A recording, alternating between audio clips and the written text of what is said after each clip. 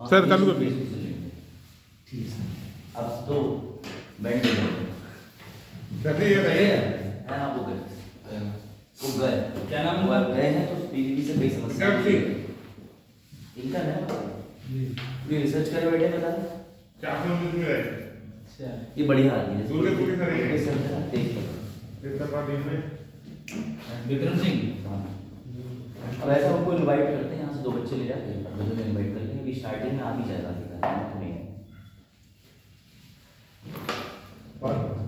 है ना, चीज बढ़िया हुई, बहुत बढ़िया। चुनाव के चक्कर में बदले सर, फोटो में लिखा हुआ है।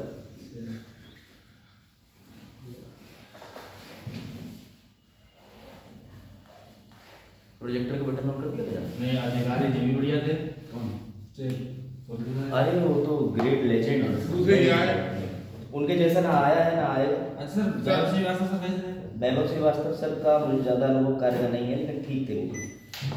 पीजीडी तो सबसे ज्यादा काम नहीं कराया जो ये भी उसमें नहीं है। अच्छा, वो बासु चौराहा टूट गया, इन्होंने लुभाया। हाँ, बस भी चौराहा क्या इतना बढ़िया चौराहा था। चलो बैठ जाओ, शुरू करते हैं। टाइम हो गया है, चुकाना है नहीं आना है कि नहीं, मैं पूरनपुर का क्या चल रहा है, बंद है ना, क्या बताइए बंदी मैं नहीं चल रही है। मैं तो नहीं चली गई फरवरी बस सिलेबस ही नहीं है। कल आप नाम कहते हैं बरेली आपकी वाली, तो डीएम साहब क्यों आए थे तो वो सब आ जाए तब, ज्यादा सिर में आ जाए तब पता नहीं हो गई शुरू।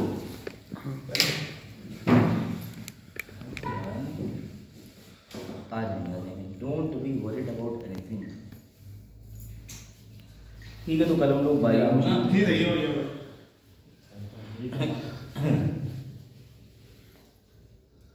कल हम लोग जो है बायो और जीवों का चैप्टर पूरा कर चुके हैं। ठीक है, एक का कर दिया नहीं तो फिर आपसे प्रश्न पूछना खराब है ना। चलो भाई, बजाना तो आपसे प्रश्न पूछ लेते हैं। सबसे पहली बात तो ये बताइएगा, हमारा जो अर्थ है, अर्थ पृथ्वी है, पृथ्वी आज तुम लोगों का रिवीजन करा देता हूँ, बढ़िया वाला, ठीक है सर, है ना। थोड़ा सा रिवाइज करा दो, करण ध्यान से देखना, वजाहत ध्यान से देखना, अच्छे से देखो। ये वर्ल्ड का मैप है, एक का समझना, ये है ये मैप, ठीक है। ये वर्ल्ड का मैप जो यहाँ पे पूरा बना हुआ है, इस मैप को तुम गोल कर देते हो तो तुम्हारे सामने आ जाता है ग्लोब, जैसे पिलानी क्लास में रखा रहता है टेबलों पे, देखा होगा कि गोल सा, तो याद रखना वो कभी गोल नहीं होता, उसका अध्ययन करने के लिए हमने उसको गोल बना रखा है, वरना तुम इतनी लंबी चीज को हाथ में पकड़ोगे तो दिक्कत होगी कि नहीं। अब उसी गोले को जब काट दोगे तो फैलाओगे टेबल पर, तो ऐसा बन गया, ठीक है। हमारी जो पूरी पृथ्वी है, उस पृथ्वी को हमने सूर्य की प्रकाश, यानी सूर्य का जो प्रकाश पड़ता है उसके अनुसार 3-4 क्षेत्र में बांट रखा है, नहीं समझे। जैसे मान के चलो ये सूर्य का प्रकाश पृथ्वी पे सीधे पड़ेगा, तो जो एकदम हिस्सा सामने है उस पर सीधा प्रकाश पड़ेगा। इनके प्रकाश कैसा पड़ेगा सर, थोड़ा सा दूर चला जाएगा। बात ऐसी नहीं है, ऐसी ले लीजिए कि आप एक गोले में बैठे हैं, मेरा करत के पास में हाथ सीधा जा रहा है, अगर मुझे आपकी सीट से कॉपी उठानी है तो मुझे ज्यादा दूरी तय करनी पड़ेगी, ऐसी सूर्य का प्रकाश होता है। अब मजे की बात यह है कि जब सूर्य का प्रकाश पृथ्वी पर सीधे पड़ रहा है, तो मजा ध्यान देना, ये बीच का हिस्सा बहुत जल्दी गर्म पड़ता है, सीधे तप जाता है, क्योंकि सूर्य का प्रकाश सीधे पड़ता है। तो इसको हम कहते हैं उष्णकटिबंधीय, यानी प्यार से बोला जाता है ट्रॉपिकल जोन। आपके शहर में जयसंतरी मंदिर के पास एक कॉलोनी है, आवास विकास कॉलोनी, क्यों बोला जाता है, क्योंकि उसका नाम है। ऐसे पूरे पृथ्वी पर ये हिस्सा, इस पे सूर्य का प्रभाव यानी तापमान बहुत अधिक रहता है, इसलिए इसकी गर्माहट के चलते इसको क्या बोलते हैं, ट्रॉपिकल जोन। कोई दिक्कत, सिर्फ आधार कार्ड का एड्रेस है ट्रॉपिकल जोन, कोई डाउट। यहाँ पर टेम्परेचर बहुत ज्यादा है। अब समझना, पृथ्वी की एक खासियत है, ये पूरा जो गोला है, इस गोले से आप जितना ऊपर चलते चले जाओगे और जितना इस हिस्से से नीचे जाओगे तो तापमान जो है वो क्या होगा, कम होता चला जाएगा, ठंड बढ़ती चली जाएगी। सर कैसे, हम पीलीभीत में रह रहे हैं तो ये प्लेन है, प्लेन सपाट, गर्मी भी बराबर पड़ रही है। लेकिन जब आप पहाड़ों की तरफ बढ़ते चले जाते हैं तो पहाड़ों की तरफ बढ़ते आपको ठंड महसूस होती है, तो सिंपल सी बात है, यही कंसेप्ट है। इस क्षेत्र से ऊपर ये होता है, इसे आप कह सकते हैं कम ठंडा, ज्यादा ठंडा और बिल्कुल ठंडा, जहां पर 12 महीने आपको बर्फ से ढका हुआ देखने को मिलता है।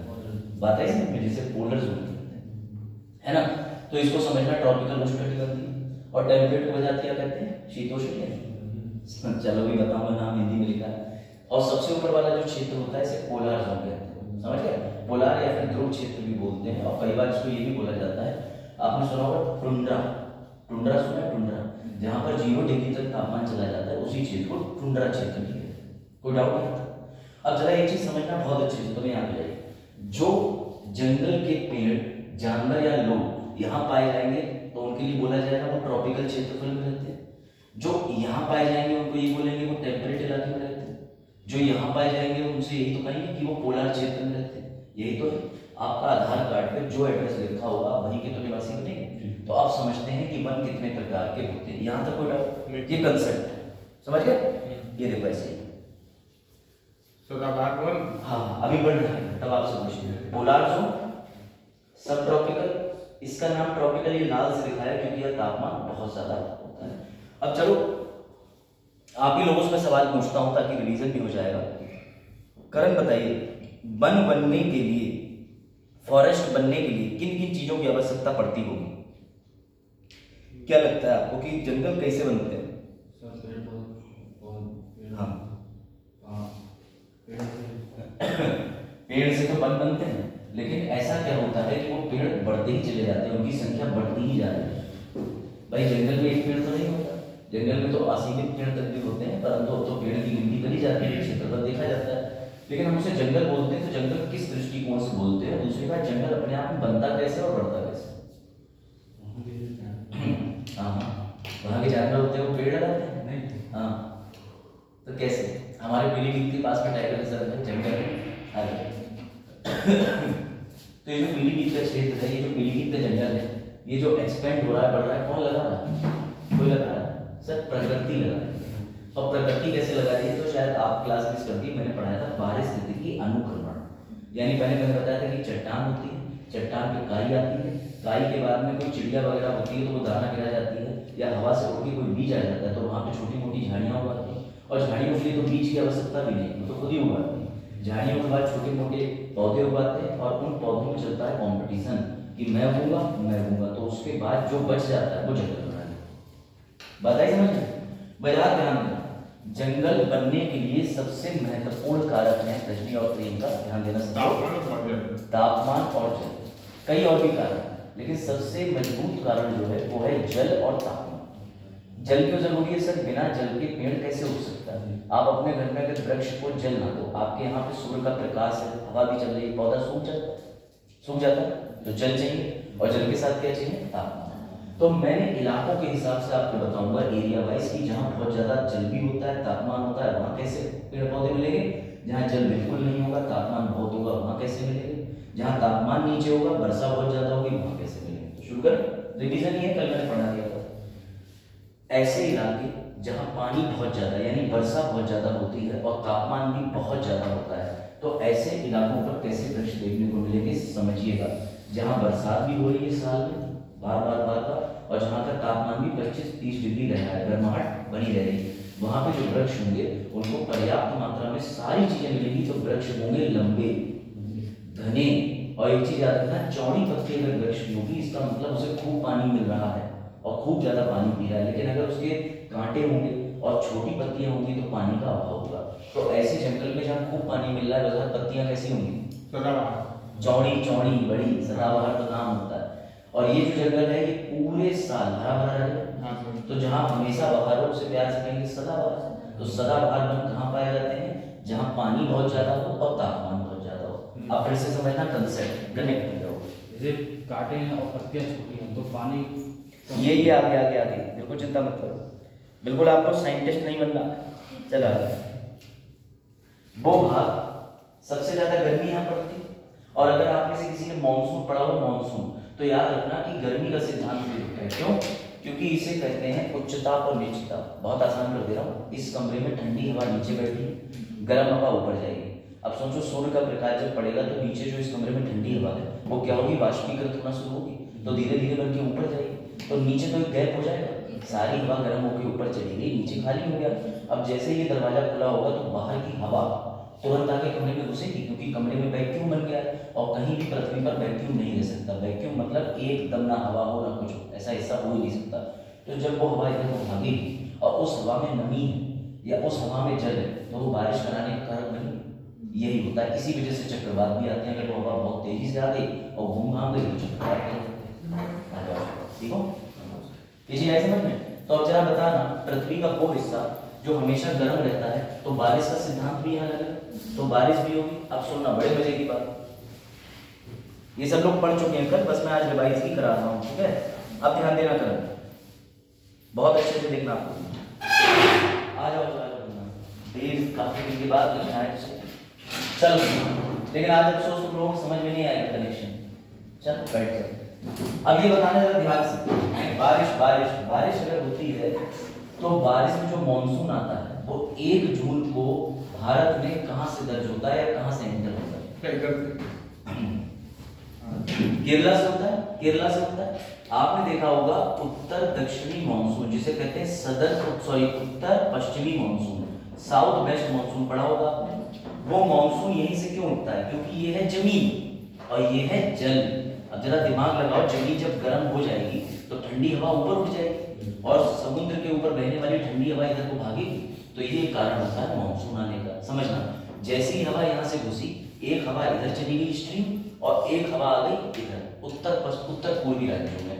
तो जब जरा दिमाग लगा के बताओ कि ये पूरी बेल्ट यहाँ से मानसून घुस रहा है और दूसरी तरफ जा रहा है इधर शिलोंग, असम, मणिपुर, इस तरफ, तो यहाँ पर बारिश और तापमान ज्यादा होगा, बारिश खूब होगी। और जब ज्यादा बारिश यहाँ होगी तो सदाबहार बर्फी कहाँ मिलेंगे? सिर्फ पूरे इंडिया के इन 2 इलाकों में, एक पश्चिमी घाट पे और एक पूर्वी राज्यों में। कोई दिक्कत? अब बताओ कैसे बन होंगे? सर लंबे और चौड़े। पत्तियां कैसी होंगी? बहुत बड़ी होंगी। यहीं पर देखा जाता है बिल्डिंग वाले पौधे। बिल्डिंग वाले पौधे मतलब जैसे क्लासरूम है, इसके ऊपर एक मंजिल और बनी है, तो ऐसे वृक्ष यहाँ देखने को मिलते हैं। क्यों? क्योंकि जब इतने घने होते हैं कि सूर्य का प्रकाश भी जंगल के पेड़ों को पार करके जमीन पे नहीं आ पाता, तो उनमें चलती है प्रतिस्पर्धा। एक पेड़ सूर्य का प्रकाश पाने के चक्कर में उससे भी ऊपर निकलने का प्रयास करता है, तो इमारत नुमा आकार के वृक्ष देखने को मिलते हैं। दिखा दो, चीज आई समझ में? कल तो तुम लोग छुट्टी मार ली, तो कहां से आएगी? चलो खैर कोई बात नहीं। ये देखिए ऐसा, अब ये पढ़ सकते हो। पौधे पेड़ कैसे देखेंगे? इमारत जैसे। आपस में प्रतिस्पर्धा कंपटीशन क्यों चलेगा? धूप के लिए। पानी ज्यादा होगा, तापमान ज्यादा होगा, क्योंकि पेड़ को क्या चाहिए? ज्यादा पानी, ज्यादा टेम्परेचर। पत्ती कैसी होगी? चौड़ी। क्या साल भर पत्तियां हरी भरी रहेंगी? हाँ। अगर एक आध पेड़ अपनी पत्तियों को छोड़ भी देगा तो क्या ही फर्क पड़ता है, ज्यादातर तो हरा भरा रहेगा कि नहीं है। इसी प्यार से बोला जाता है सदाबहार। अब जैसा कि मैंने अभी आपको बताया बड़ा अच्छे से, ये रहा हमारा पूरा ग्लोब। यहाँ पे गर्मी कहाँ पड़ती है? यहाँ पे। और इस हिस्से को अंग्रेजी में क्या कहते हैं? तो अंग्रेजी में कहते हैं ट्रॉपिकल, हिंदी में कहते हैं उष्णकटिबंधीय। तो जो सदाबहार वन है, अगर मैं उनके आधार कार्ड का एड्रेस डाल दूं ट्रॉपिकल, तो उनका पूरा नाम क्या बन जाएगा? ट्रॉपिकल एवरग्रीन फॉरेस्ट, उष्णकटिबंधीय सदाबहार वन। आप समझ गए? उष्णकटिबंधीय सिर्फ उनका एड्रेस है कि कहाँ रहते हैं, लेकिन जो काम है वो सदाबहार। तो समझ गए? यहाँ पे रख दिया तो बन गए ट्रॉपिकल एवरग्रीन फॉरेस्ट। कोई डाउट? अब बड़े, अब थोड़ा समझ में आया? हाँ, यही तो चीज समझना ही पड़ता। चलो भाई, अब रजनी के दिमाग में आया अगला क्वेश्चन कि रजनी ने कहा सर ठीक है, एक पेड़ के बारे में आपने बता दिया कि जहां पर तापमान भी ज्यादा है, जहां पे जल भी ज्यादा है। अब दूसरी चीज पे आ जाए, ये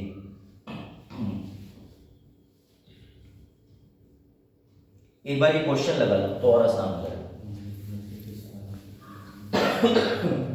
बी वाला, बी क्या उत्तर है इसका? बी। देखो, प्लांट बायोमास का मतलब होता है जहां ज्यादा पेड़ वहां उनका ज्यादा कचरा, पत्तियां टूटेंगी, फल टूटेंगे, तो उसे कहते हैं प्लांट बायोमास। जैविक पदार्थ किससे निकलेगा? जैविक चीज से। Good morning. तो इसका उत्तर क्या बनेगा? उष्णकटिबंधीय वर्षावन, क्योंकि ज्यादा सदाबहार जहाँ पे सबसे ज्यादा वृक्ष होंगे। ये TCS 2017 में, ठीक है। और नोट्स में PDF में उसकी तो कोई टेंशन ही नहीं है, वो तो सब होता ही है, ठीक है ना, पढ़ने के लिए कैसे क्या पढ़ना है, क्या है, सारे नोट्स। खैर अब आगे बढ़ते हैं। अब रजनी के दिमाग में क्वेश्चन ये आया कि सर ऐसे भी तो इलाके होंगे ना जहाँ तापमान तो ज़्यादा होगा लेकिन वर्षा साल भर नहीं होती होगी। अभी हमने जो इस चीज़ की स्टडी करी वहाँ वर्षा भी ज़्यादा हो रही है और तापमान भी ज़्यादा है। अब मैंने यहाँ वर्षा वाले फैक्टर में सिर्फ एक तीर बनाया, एक नहीं बनाया। इसका मतलब वर्षा यहाँ पहले वाले वनों की अपेक्षा कम होगी, लेकिन तापमान उतना ही बना रहेगा। तो पेड़ है ना बड़े समझदार होते हैं। सर पेड़ भी समझदार होते हैं, हाँ, लेकिन इसका ये मतलब नहीं तुम आईएएस का फॉर्म भर दो। पेड़ समझदार का सेंस होता है कि जब पेड़ों को पता है कि मुझे जो है वर्षा कम मिलेगी कम, तो पेड़ों को पता होता है कि मेरी पत्तियां जो है वो खाना बनाती हैं, और खाना बनाने के लिए क्या चाहिए, जल चाहिए, कार्बन डाइऑक्साइड चाहिए, सूर्य का प्रकाश चाहिए। तो पेड़ ऐसे में वर्षा के अभाव में क्या करते हैं, अपनी पत्तियों को झाड़ देते हैं। अपनी पत्तियों को क्या कर देते हैं, झाड़ देते हैं। मेरी बात फिर से समझना, फिर से समझना, बैठ जल्दी बैठो। ऐसे में जब वन जो होते हैं उन्हें पता है कि हमें जल कम मिलने वाला है, तो वो अपनी पत्तियों को क्या कर देते हैं, झाड़ देते हैं। और पत्तियों को झाड़ना ही अंग्रेजी में बोला जाता है डेसीडेरेट, यानी कि डेसीडियस। तो ऐसी जगह पे आपको कौन से मिलेंगे, तो हमें ऐसी जगह पर मिलेंगे डेसीडियस वन। बात आई समझ में, यानी जो अपनी पत्तियों को झाड़ देते हैं। मेरी बात समझना, यही होता है कंसेप्ट, ऐसी होता है। ये पर्णपाती वन बोलते हैं, पर्णपाती वन। अब ये जो पर्णपाती वन है ये देख लो कहाँ मिलते हैं, ये रहा ये हिस्सा। कंफ्यूज होने की जरूरत ही नहीं। यूपी, बिहार, मध्य प्रदेश, छत्तीसगढ़, झारखंड, आंध्र प्रदेश, इन सब जगहों पर क्यों, क्योंकि सर जो बारिश घुस रही है वो घुस रही है पश्चिमी घाट में और पूर्वी में, लेकिन भारत का जो बीच का हिस्सा है वहां पे तो मानसून 12 महीने नहीं जा रहा है, क्योंकि हवाएं इधर उधर चली जा रही है, जेट स्ट्रीम। तो ये जो बीच का हिस्सा बना है, यहाँ पर पेड़ जो होंगे या जिस तरीके के वन होंगे वो अपनी पत्तियां झाड़ देंगे, क्योंकि उनको सीधी बात है वर्षा कम मिल रही है। तो ये जो बीच का हिस्सा है यहाँ पे बोलेंगे पर्णपाती वन। अब इनका एड्रेस क्या होगा, तो एड्रेस सर सेम होगा, क्योंकि तापमान सेम रह रहा है। जितना तापमान सदाबहार वन में था उतना तापमान में चाहिए। तो इनका जो एरिया होगा वो क्या होगा, ट्रॉपिकल, उष्णकटिबंधीय। तो इनका भी पूरा नाम क्या पड़ा जाएगा, उष्णकटिबंधीय पर्णपाती वन।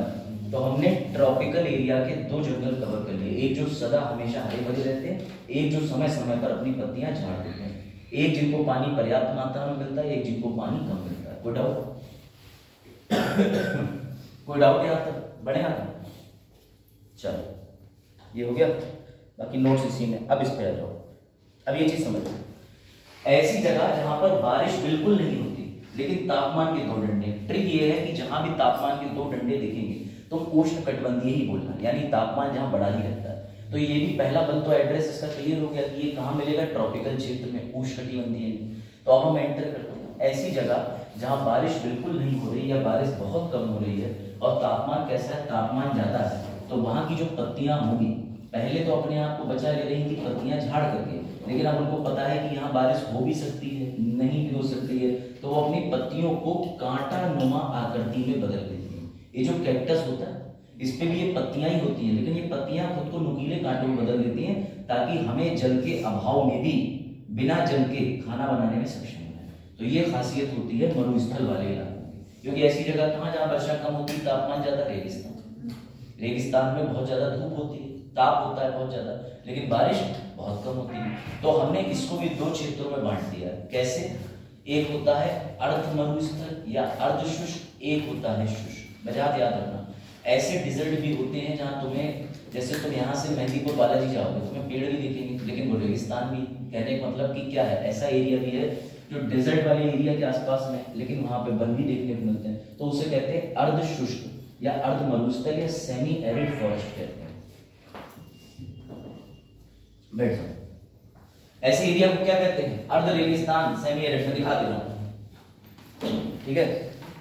ये अब इन दोनों में अंतर देखो, ये वाला रेगिस्तानी क्षेत्र जो है यहाँ वन है, तो ये कैसा होगा, सेमी एरिड, यानी कि अर्ध रेगिस्तानी या अर्ध शुष्क या अर्ध मरुस्थल। लेकिन बगल वाले में तो कोई पेड़ नहीं दिख रहा, थोड़ी बहुत घासें दिख रही हैं। और ये भी वन कहाँ पाए जाएंगे सर, तीनों का एड्रेस अभी तक एक ही चल रहा है। सेमी एरिड वो होता है जिसमें 2 चीजें होना चाहिए। इसमें दोनों चीजें होना चाहिए, बिल्कुल सही।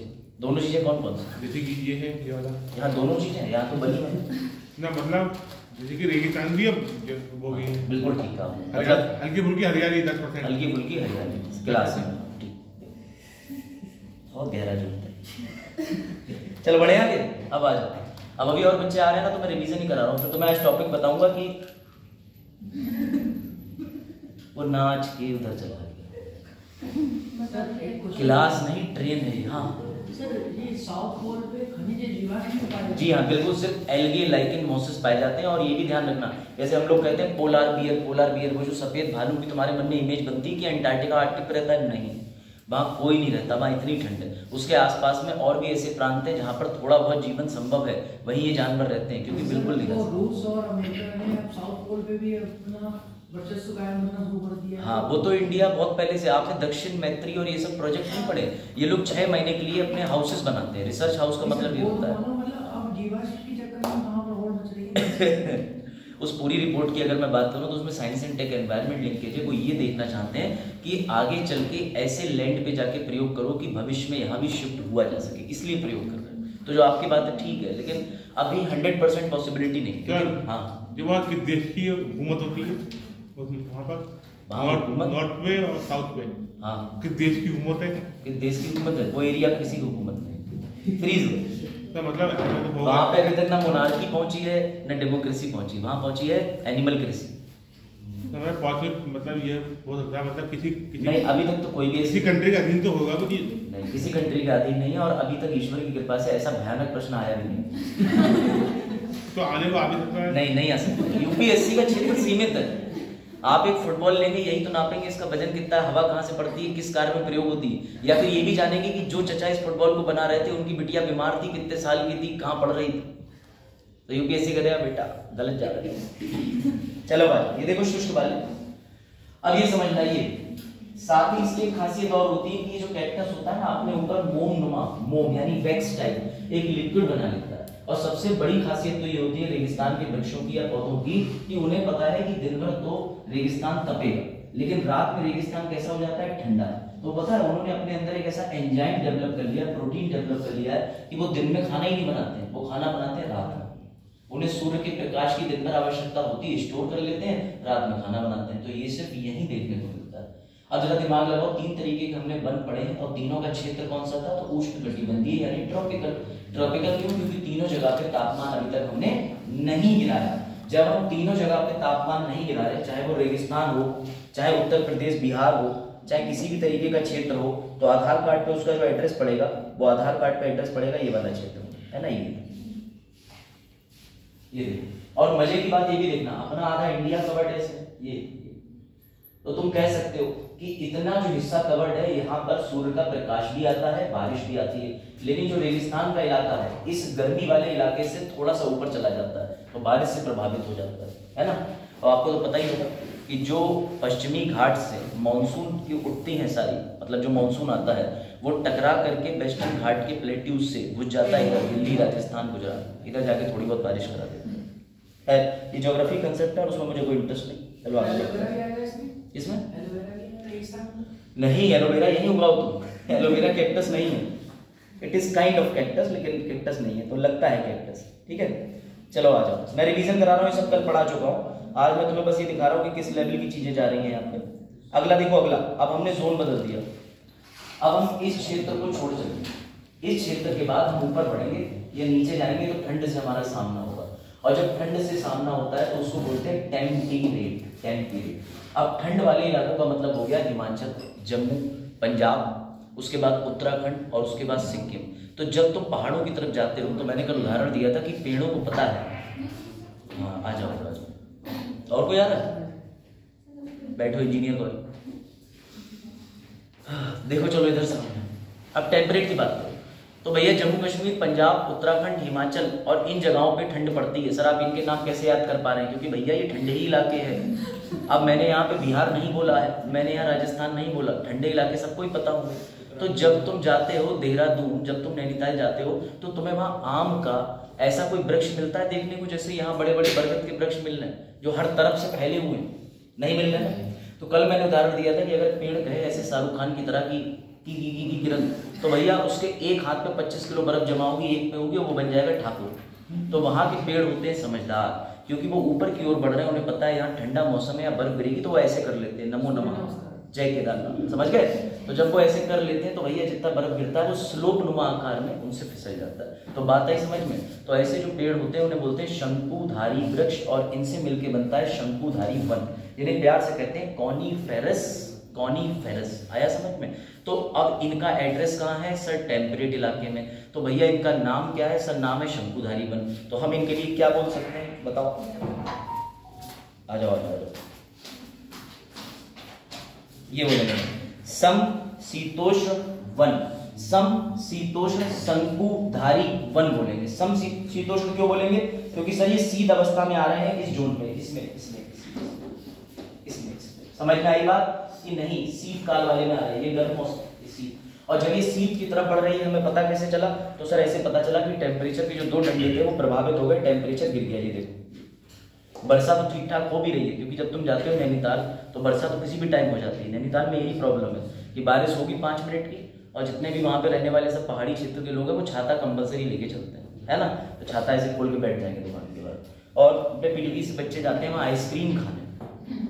नैना देवी मंदिर है, माता नैना देवी मंदिर, उसके बाहर आइसक्रीम मिलती है, वही सालों पुरानी, तो पहाड़ पे वहाँ खराब नहीं हो रही, तो बच्चे वो आइसक्रीम खाने जाते हैं। फिर वहाँ सब बन जाते हैं शाहरुख खान, है ना? सुसाइड पॉइंट पे आलोक को एक्सपीरियंस होगा। आलोक पुरानी बात है, छोड़ो, कहाँ चक्कर पड़ेगा। चल अब बात बढ़िया। तो सर ऐसे वनों को क्या कह सकते हैं? एल्पाइन, माउंटेन, टेम्परेट फॉरेस्ट भी कह सकते हैं। बात आई समझ में? अब इसके बाद आते हैं सबसे मजबूत चीज पे। ये पहले तो ये पौधा देखो, ये कोई भी इसको हरा धनिया नहीं बोलेगा खेत में लगा हुआ। आ जाओ। सूरज जब ज्योग्राफी चली तो तुम मिस कर दिए कल हमने पूरे फॉरेस्ट पढ़ा दिए, तुम्हारा ज्ञान भी चेक होता, हमारा भी चेक होता।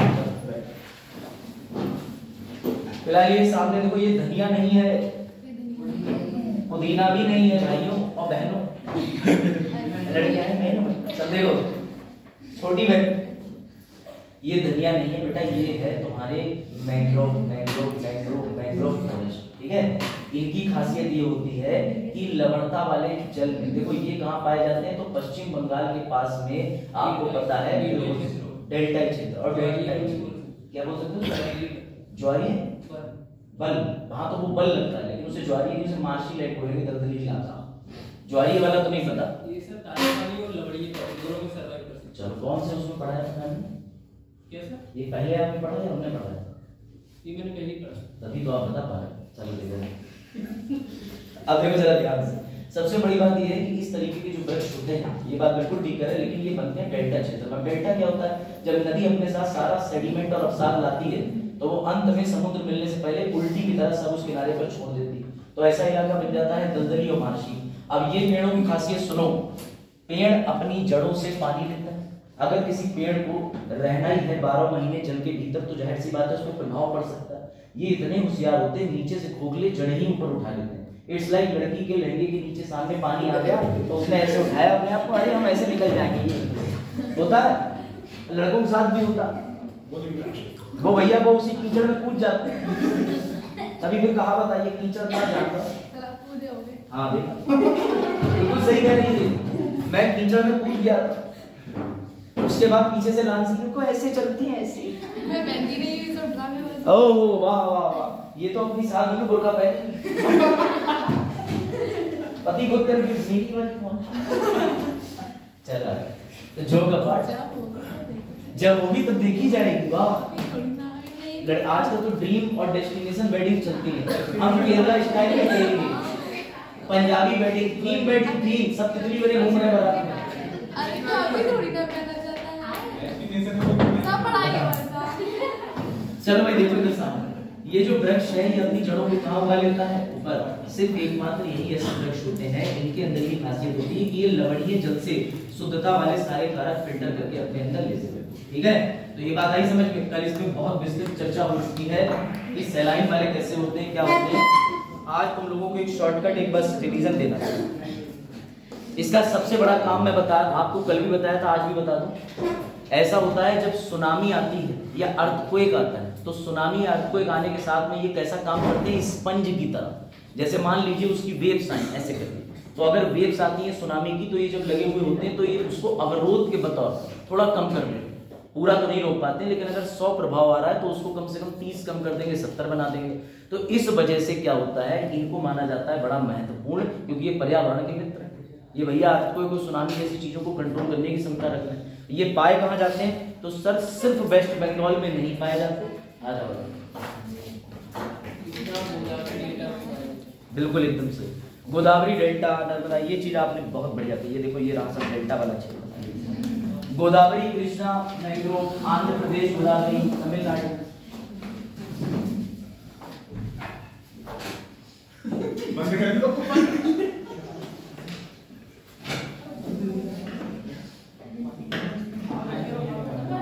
आपको याद बना टॉपिक शुरू हो रहा है ना, सीरियस डिस्टर्बेंस नहीं चाहिए, वैसे ही खोपड़ी सीधी है।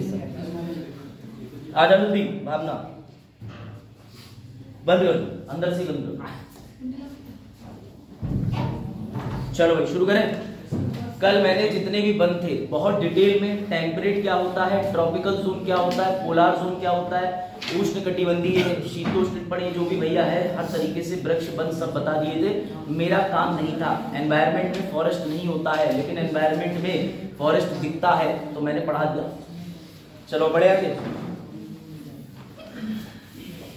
चलो भैया वैसे टॉपिक से सामना डाउट है मेरा सर। हाँ दो पूछो सर। डाउट ये है पर्यावरण को हम अपने डेली लाइफ में कैसे यूज कर सकते हैं, पर्यावरण को, और एग्जाम में इसका क्या महत्व है, हम कैसे इंटरव्यू में कैसे जोड़ सकते हैं इसको हम, वैसे बेसिक जानकारी नहीं है। सब लोगों ने यार नाइट्रोजन चक्र तो पढ़ा ही, सभी ने बनाया भी था नाइट्रोजन चक्र। तुम जरा ये बताओ कि नाइट्रोजन चक्र के अंदर इतनी सारे मैंने बैक्टीरिया के नाम लिखवाए, वो याद करके एग्जामिनर तुमसे एग्जाम में क्यों लिखवा रहा है? मैं बताऊं इसका प्रैक्टिकल अनुभव समझो। तुम एक जिले में डीएम, एक दिन के अंदर 50 योजनाएं सरकार ने लॉन्च कर दी, क्योंकि वो तो लॉन्च फैक्ट्री है। अभ्युदय योजना, बर्बाद मतलब जो भी है योजना बहुत सारी समझ रहे हो। तो ऐसी बहुत सी बर्बाद योजनाएं भी होती है जो सरकार को बाद में रियलाइज होती है, लेकिन सरकार रियलाइज तो बाद में करती है, सरकार लॉन्च कर देती है। तो जब योजना लॉन्च होगी तो तुम ये कहोगे सरकार से मेरे सिलेबस में ही नहीं था कि 50 चीजें कैसे पढ़ूं, इसलिए आपको 50 चीजें जो आपके आसपास है बताई जाती है। दूसरा सबसे बड़ा फैक्टर, पर्यावरण आज के समय में एक विपदा है जिसको तुम्हें इनोवेशन के साथ डील करना है, क्योंकि पर्यावरण नहीं तो तुम नहीं। तो पर्यावरण बच्चों को पढ़ाया जा रहा है, 2008-9 से कक्षाओं में इंट्रोड्यूस कराया था। इसकी रेलेवेंसी इतनी है कि आप एक बतौर डिस्ट्रिक्ट मजिस्ट्रेट सिर्फ पैसे पर ध्यान ना दें, सिर्फ ऐसा ध्यान ना दें, कोचिंगों का संचालन भी नियमित रूप से कराएं और जहाँ भ्रष्टाचार हो रहा है उसे भी रोकें। तो इन सब चीजों के लिए आपको पर्यावरण समझना चाहिए कि क्या माहौल चल रहा है कोचिंग। समझ गए? गुड। सर हम इंटरव्यू में कैसे कैसे कर सकते हैं? इंटरव्यू में सवाल पर डिपेंड करता है। अगर इंटरव्यू में आपसे पूछेंगे कि आप बताइए जंगल क्या है, तो मैं यहाँ सबको वैसे ही चौंका चुका हूँ कि जंगल की कोई परिभाषा नहीं होती। ये मैंने नहीं बोला है, सुप्रीम कोर्ट का केस हुआ था 1996 में। सुप्रीम कोर्ट के केस में बोला गया कि भारत के अंदर वन की कोई भी राष्ट्रीय परिभाषा नहीं है। तो फिर हम किसको पढ़ेंगे? डिक्शनरी परिभाषा 1996 में, ठीक है। केस था गोवर्धा वाला थले को जो भी नहीं याद हो पाता मुझे। बड़े आगे। अब आज जो हम चीज पढ़ने जा रहे हैं बेटा उसे कहते हैं जलीय जीवन, जल तंत्र। अब ध्यान से समझिए, कभी तुमने ये चीज देखी है कि समुद्र में जब उतरते हैं लोग स्विमिंग करने तो समुद्र का पानी एकदम बिल्कुल ट्रांसपेरेंट और साफ होता है। इसमें उतरने के बाद कैमरा लेके भी जाते हैं, एक एक चीज रिकॉर्ड करते हैं। ऐसा डिस्कवरी बीबीसी पे होता है। तो आपने कभी नोटिस करा कि ये कौन सा जल है जो इतना साफ है और क्यों साफ है इतना? और कभी नोटिस करा है कि तुम्हारे घर के पास जो तालाब है, जो सालों पहले कभी तुम्हें साफ साफ दिखा था या तुम्हारे दादाजी को, तो अब वो तालाब नामो निशान नहीं रह गया, मिट्टी पे आ गया। तो ऐसा क्यों? कभी सोचा? और झील कैसे बनती है? झील होती क्या है? लेक कैसे बनते हैं? भारत पे ये तो पता ही होगा कि हमारा जो पूरा ग्लोब है कौन है?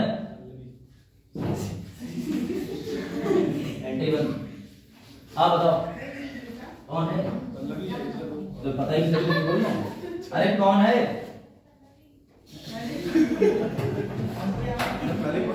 अरे चलो हमें लगा कोऑर्डिनेटर साहब आ गए, तो चलो नहीं बंद कर। फिलहाल यही है कि शुरू हो गया ना टॉपिक। अब ध्यान देना, पारिस्थितिकी तंत्र में हमने भैया जैविक अजैविक घटक पढ़े, तो अजैविक वाले भी हमने पढ़ लिए थे, जैविक पे आ गए थे। लेकिन सबसे बड़ी बात है पारिस्थितिकी तंत्र होता है ये भूमि, ये जमीन पे, लेकिन पारिस्थितिकी तंत्र भैया जल के अंदर भी तो होता है। तो जल के अंदर सबसे पहले तुम्हें ये समझना चाहिए कि जल भी दो प्रकार का होता है, एक खारा और एक भैया कौन सा वाला? अब खारे वाले जल को तुम ये भी कह सकते हो कि लवणीय बोल दो। और अब तो ये भी डेफिनेशन में आ गया कि एक को बोलते हैं प्रदूषित, एक को बोलते हैं कम प्रदूषित, क्योंकि अब बिल्कुल प्रदूषित वाले तो बचे ही नहीं, गुला गुला को छोड़ दो, मीठी झील के लिए बचे हुए हैं। बात को अब तुम्हें जो याद रखना है, जो पीसीएस और यूपीएससी को बड़ा लगाव है, वो है लैक्टिक और लोटिक पूछने में। एक है सरित जीवी और एक है सरोजीवी। ठीक है, जो नदी में पानी बहता हुआ दिख जाए, ये नहर, या तुम पहाड़ पे गए उत्तराखंड दर्शन करने और तुमने देखा ऊपर से पानी आ रहा है बढ़िया, तब तुम अपने मम्मी पापा से देख के मत कहना वो देखो पानी गिर रहा है, कहना लोटिक लोटिक, तो समझ गए। और लोटिक भी नहीं कह पाओ तो कहना सरित जीवी। हाँ, इस पे क्वेश्चन पीसीएस 2022 में आया था कि किन किन को कहा जाता है। इसके बाद अगला क्वेश्चन भी जो रीट में आया था वो मैं लिख के लाया, समझ गए। इसे बहता हुआ जल कह सकते हैं, कोई दिक्कत। इन दोनों में से प्रदूषण किसमें कम होगा, सवाल बदला है मैंने, किसमें, सब बात बोलो भाई। क्यों कम होगा, क्योंकि सर मैं अगरबत्ती डालूंगा बह जाएगी, कचरा डालूंगा अपने दोस्त को डालूंगा बह जाएगा, तो कचरा कम होगा, कचरा कम होगा। सीआईडी में ये बताते ही नहीं है कि लाश बहते पानी में फेंको, बाकी सब बता देते। देखा नाम से, हाँ क्या चाह रहे तुम लोग हैं, एडवोकेट होने के घाटे। स्थिर जल, स्थिर जल का मतलब होता है जहां पर जल रुका हुआ। अब करण में पूरनपुर के पास में, जैसे पूरनपुर एंटर होते हैं बहुत बड़ा तालाब पड़ता है, पड़ता है कि नहीं सर, बोलना जी क्या कर रहा हूं। तो जब वो जो तालाब पड़ता है, करण और करण के चार दोस्त ने गिट्टी ली और गिट्टी लेके बोले देखो किसकी ज्यादा दूर जाती है, ऐसे मारते हो तुम लोग, तो वो ठहरे हुए जल में मारते हो कि नहीं। अब तुम में कोई एक्स्ट्रा ब्रिलियंट हो तो वो बहते हुए जल में मारने लगे, तो मैं नहीं कह सकता। तो भैया जो करण स्थिर जल में गिट्टी लेके मार रहे हैं उसको इस प्यार से बोलेंगे लेंटिक लेंटिक। और ट्रिक क्या है, तो ट्रिक ये है कि सरित जीवी में एक तो आधा आता है, तो नदी पूरी रुकी नहीं है, आधी बह बह के जा रही है। और दूसरी ट्रिक ये है कि लोटिक का मतलब सांप लोट पोट होता है, तो भैया लोट रही है, लोट रही। और लोटा लेके भी लोग चले जाते हैं लूटने वाली नदियों को। अरे जल लेने के लिए क्वालिटी भी होता है, समझ गए। तो समझ आया, तो कौन सी नदियां, रनिंग वाटर, सरित जीवी और लेंटिक। मैं तो लेट गया, लेंटिक यहाँ से बोलूंगा ही नहीं है। हाँ बताइए क्या मतलब नदी, हाँ। सरोवर मतलब, ये भी बात सही, इनकी बात भी बिल्कुल ठीक है। तो समझ गए, चाहे सरोवर तालाब कह लो, चाहे तुम कैसे भी याद रखो, लेकिन बस लोटिक लेंटिक की ब्रह्म सत्य है। सरोवर एग्जांपल नाला होता है, उसका कौन करेगा, वो नाला होता है। अब तो ये टंकी खोलेंगे पानी पिएंगे और उसे हाथ में रोक लेंगे, कहेंगे लेंटिक बहता हुआ लौटेंगे। एग्जामिनर दोनों हाथ इनके कान पे एक साथ बजाएगा, कहेगा इधर से लेंटिक इधर से मतलब वो भी ऐसे घूमता है ना नाले में।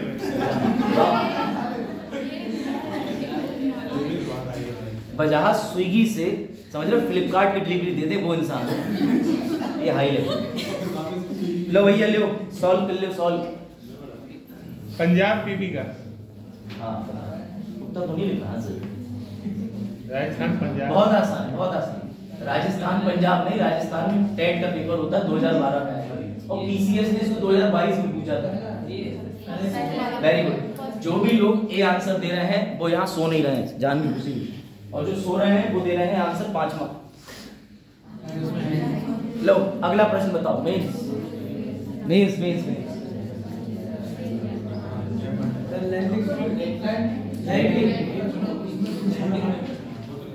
भैया रुके हुए जल में होगा, लेकिन सर सबसे पहले वो रुका हुआ जल के पास प्रदूषण आने का भी कोई स्रोत होना चाहिए। अब ऐसा नहीं कि रुका हुआ कहीं जल है, लेकिन वो ऐसे दूर किलोमीटर केदारनाथ की पहाड़ियों में बसा हुआ है जहाँ कोई फैक्ट्री जा ही नहीं सकती, तो वो भी प्योर हो सकता है, वो अपवाद है। लेकिन आपको स्पष्ट तौर पर बोलना है कि रुके हुए जल में ज्यादा प्रदूषण देखने को मिलता है, और रुके हुए जल में ही ज्यादा जैव विविधता देखने को मिलती है। क्योंकि रनिंग में मछलियां कहती हैं इधर चली मैं उधर चली, बुलेट ट्रेन, समझ गए। हाँ कोई मिल, तो ये चीज याद रखो, because environment is very practical. और डेफिनेशन जिसे पढ़नी है, जो आए हैं सवाल डेफिनेशन पे, वो पीसीएस के पुराने प्रश्नों से डिब्बा उठा के कॉपी पेस्ट मार दिया मैंने, तो इसको देख लेना, है ना। ये लेंटिक लोटिक अंग्रेजी वाले परेशान ना हो, तो लेंटिक का डिक्शनरी मीनिंग स्टैंडिंग होता है, लोटिक का मतलब होता है रनिंग रनिंग रनिंग, ठीक है। तो टेंशन नॉट, हिंदी अंग्रेजी सब उपलब्ध है। ये लो, ऐसी खतरनाक किताबों से भी मैं पढ़ाया हूँ। ये किताब है, ये इग्नू की किताब है। इग्नू के नोट्स काफी प्रचलित हैं। इग्नू के नोट्स आपको यूपीएससी में बहुत मदद भी करेंगे। मुझे तो पता नहीं, मैंने पढ़े नहीं, लेकिन फिलहाल ये जरूर है कि तुम लोगों ने पढ़वा दिए सर। जो एनसीईआरटी में नहीं होता वो, हाँ ये बात सही कह रहे हो, मतलब यूजफुल। तो जलीय परितंत्र को 3 श्रेणी में रखा है। मैंने ये किताब वाला क्यों उठाया, क्योंकि पीसीएस ना ये किताबें पढ़ता है, उसे ये लगता है सब पढ़ रहे हैं शंकर आईएएस, तो मैं कुछ और पढ़ूंगा, समझ रहे हो। सब पढ़ रहे हैं घटना चक्र, तो वो घटना कर देते हैं। चलो देखो, तो भैया ये 3 तरीके की श्रेणियां होती हैं जलीय पारिस्थितिकी तंत्र की। एक होता है अलवण, ये रहा। अब भैया ये देखो, इसमें ये सब आता है। ये समुद्री परितंत्र में खुले समुद्र आते हैं, उथले समुद्र आते हैं और खारा। अब तुम इनके हिसाब से समझ जाओ, मैंने डायग्राम के साथ इंग्लिश में नाम लिख दिए हैं, मैं तुम्हें समझा दूंगा। इनके हिसाब से तुम उतले और पुतले पे चलोगे तो पुतला बन जाओगे। फिलहाल जिसको ये बॉक्स पढ़ना हो वो ये ना कह पाए कल को परीक्षा वाणी नहीं कराई छन्ने, तो भैया उनके लिए डाल दो मैंने। चल ये रहा एक और डायग्राम इग्नू के नोट से, जिसमें तुम्हें तरणक दिख रहे होंगे, प्लवक दिख रहे होंगे, पशु प्लवक दिख रहे होंगे। अब तुम्हें ये नेक्टर, नेक्टॉन्स मैं भी सब बताऊंगा, ये भी तुम्हें याद नहीं करना। ये लो, ये रही किताब का कुछ और। पटलक, पटलक अब ऐसे खतरनाक नाम, पटलक को कहते हैं न्यूस्टन, पेरीफाइटन को परिपादक, प्लैंकटन को तुम्हें प्लवक बोलता ही। उसके बाद ये रहे भैया, ये भी देख लो, जू प्लैंकटन को हिंदी में कहते हैं प्राणी प्लवक, नेक्टॉन को तरणक कहते हैं, बेंथोस को नितलक कहते हैं। अगर किताब से ऐसे पढ़ा जाए तो बच्चा 1 मिनट में सो जाए। इसलिए तुम्हारे जैसे अच्छे मास्टर हायर होते मेरी तरह, 150 साल एक्सपीरियंस फैकल्टी। कल तुम लोग पीडीएफ नहीं खोली क्या? उसमें मिसप्रिंट है, लेकिन अच्छा है। तो लेंटिग्लोटिक पे अगर कभी डिफरेंस आ जाए तो तुम्हारे पास कंटेंट की कमी नहीं रहेगी। डिफरेंस भी तुम्हारे लिए लिख के दे दिया है, मॉक आंसर आ चुका है पहले, ठीक है। एमपी में भी आ चुका है, तो तुम मध्य प्रदेश का आया हुआ है जो देने का इच्छुक हो, उसका मेंस और प्री की सामग्री हेतु बारकोड ले लो। चलिए देखो, अब समुद्र का जो एरिया होता है, ध्यान देना तुम्हारे लिए। अब जैसे मान के चलो एक दिन भावना गई, oh my God so beautiful ocean, ठीक है, मैं इस ओशियन में जाऊंगी। तो जैसे ही भावना ने जमीन से अगला पैर रखा, बोली मुझे बचाओ, क्या ऐसा होता? क्या ऐसा कोई समुद्र तुमने देखा है जिसमें तुम जा रहे हो, जैसे मान के चलो तुम गोवा के पास में गए, अक्सा बीच के पास, तुमने देखा अरे पानी पानी, तुमने जैसे ही पानी एकदम नीचे पर देखा, पैर डाला, घुप हो गए। भैया ऐसा अभी प्रैक्टिकली नहीं हुआ। क्यों? क्योंकि सर ऐसा होता है, ये क्षेत्र है भूमिगत, इसके बाद धीरे धीरे चलते हैं तो नीचे नीचे गहराई बढ़ती चली जाती है। कहाँ की बात कर रहे हो भैया? वो स्विमिंग पूल है, वो बनाया गया है, मैं प्राकृतिक बात कर रहा हूँ। ऐसे घर के अंदर तुम्हारे बाथ टब भी हो सकता है, जिसमें ऐसे पलटी मार लो घुप से, जकूजी भी हो सकता है। जकूजी नहीं समझोगे ना, समझ गए? पढ़े जकूजी मतलब होटल में एक बाथ टब होता है जो स्पेशली डिजाइन होता है HONEYMOON के लिए। चलो देखो इधर आ जाओ, इधर ठीक है, इधर आ जाओ वापस से। तो ये नीचे वाला क्षेत्र देखो, नीचे वाला, इसमें जैसे ही जंगल या भूमि स्थल खत्म हुआ, हाँ बस अब इसमें तुरंत ही बता दो इन्हें, बुलेट देकर जो आ रही है इसमें 3 लाख की होगी। हाँ जो मुंबई का समुद्री तट है उसमें तो मोबाइल का डेटा, मुंबई वाला समुद्र, हाँ उसे क्या बोलते हैं? डेंजरस कर रखा है, मतलब उसकी सीधी कटिंग है नीचे, अगर आगे बढ़ते ही एकदम। कहाँ पढ़ा, कौन से अखबार में पढ़ा मित्र? तो मुझे आर्टिकल सेंड करना। यूपीएससी से भिन्न जा रहे हो सर, ये बुलेट ट्रेन है, बुलेट ट्रेन समंदर के अंदर चल रही है, क्या चल रही है? बुलेट ट्रेन चल रही पहियों से। ना पहियों कैसे? समुद्र के अंदर पानी चल लेती है, मैंने चला के देखा। साइकिल चलाते हैं ना तो फोर्स लगता है मशीन की देखिए वेलोसिटी। अच्छा लांसी के क्या पढ़ाई ना, पानी घुसा नहीं था। लांसी का कहीं जाहिलों चक्कर मत लांसी के बेचारे मेरे सर पानी के अंदर ट्रेन में पानी नहीं घुसता क्या ना? ट्रेन में पानी कैसे घुस जाएगा, वरना सवारी थोड़ी ला से डरेंगी उसमें, तो बुलेट ट्रेन में। अरे आ जाओ, नहीं बजाज क्वेश्चन का तो मेरा भी आंसर करने का मन करता है। ये देखो, ये रहा किनारा भैया, ये रहा लिटोरल जोन। अब तुम इसे भी देख लो, ये एकदम से भूख वाली गहराई नहीं है, बस डायग्राम कंप्रेस कर दिया गया। कहने का मतलब ये होता है कि किसी भी जलीय पारिस्थितिकी तंत्र को समझने से पहले तुम्हारी आंखों के सामने जो तुम्हें समुद्र दिख रहा है, खुला महासागर दिख रहा है, वो क्या क्या उसमें जोन होते हैं। सर ये हमें जानना क्यों जरूरी है? क्योंकि अगर तुम बन गए अरे होगा, चलो देखो इधर। तो फिलहाल ये है, मेरी बात समझो, अगर तुम कल को डीएम बन गए या फिर तुम डीएम भी नहीं बने तो तुम राहत बल का हिस्सा बन गए। नेशनल डिजास्टर रिलीफ फोर्स होती है एनडीआरएफ, डिजास्टर मैनेजमेंट में पढ़ाऊंगा। तो एनडीआरएफ जो फोर्स होती है उसको ऊपर से संकेत दिए जाते हैं कि तुम चले जाओ प्रोफुंडल जोन में, कि तुम चले जाओ पैलेजिक जोन में, तुम चले जाओ महासागरीय क्षेत्र में। अगर उन्हें समुद्र का विभाजन ही नहीं पता है तो उनसे आदेश दिए कि चले जाओ यहाँ, वो चले गए नाव लेके यहाँ, आदमी यहाँ डूब रहा, बचा यहाँ रहे, क्या संभव है? तो इसीलिए क्योंकि एक डिस्ट्रिक्ट मजिस्ट्रेट को एनडीआरएफ का हेड भी बना दिया जाता है, तो तुम्हें ये कुछ जानकारी होना चाहिए। पता चले तुम डीएम बन के एनडीआरएफ के बैठ गए हेड बन के और तुम फोन कर रहे हो, वो देख लो समुद्र थोड़ा आगे जाना, आगे जहाँ गहराई सी चमक रही है वहीं पे चले जाओ, तो वो लोग तुम्हें शूट भी कर सकते हैं। तो ये ध्यान रखना, इसलिए समुद्र के कौन कौन से हिस्से हैं ये जानना आवश्यक है। सर हिंदी मिल जाती, लो पकड़ो, खतरनाक हिंदी वाला। सबसे पहले आता है लिटोरल जोन।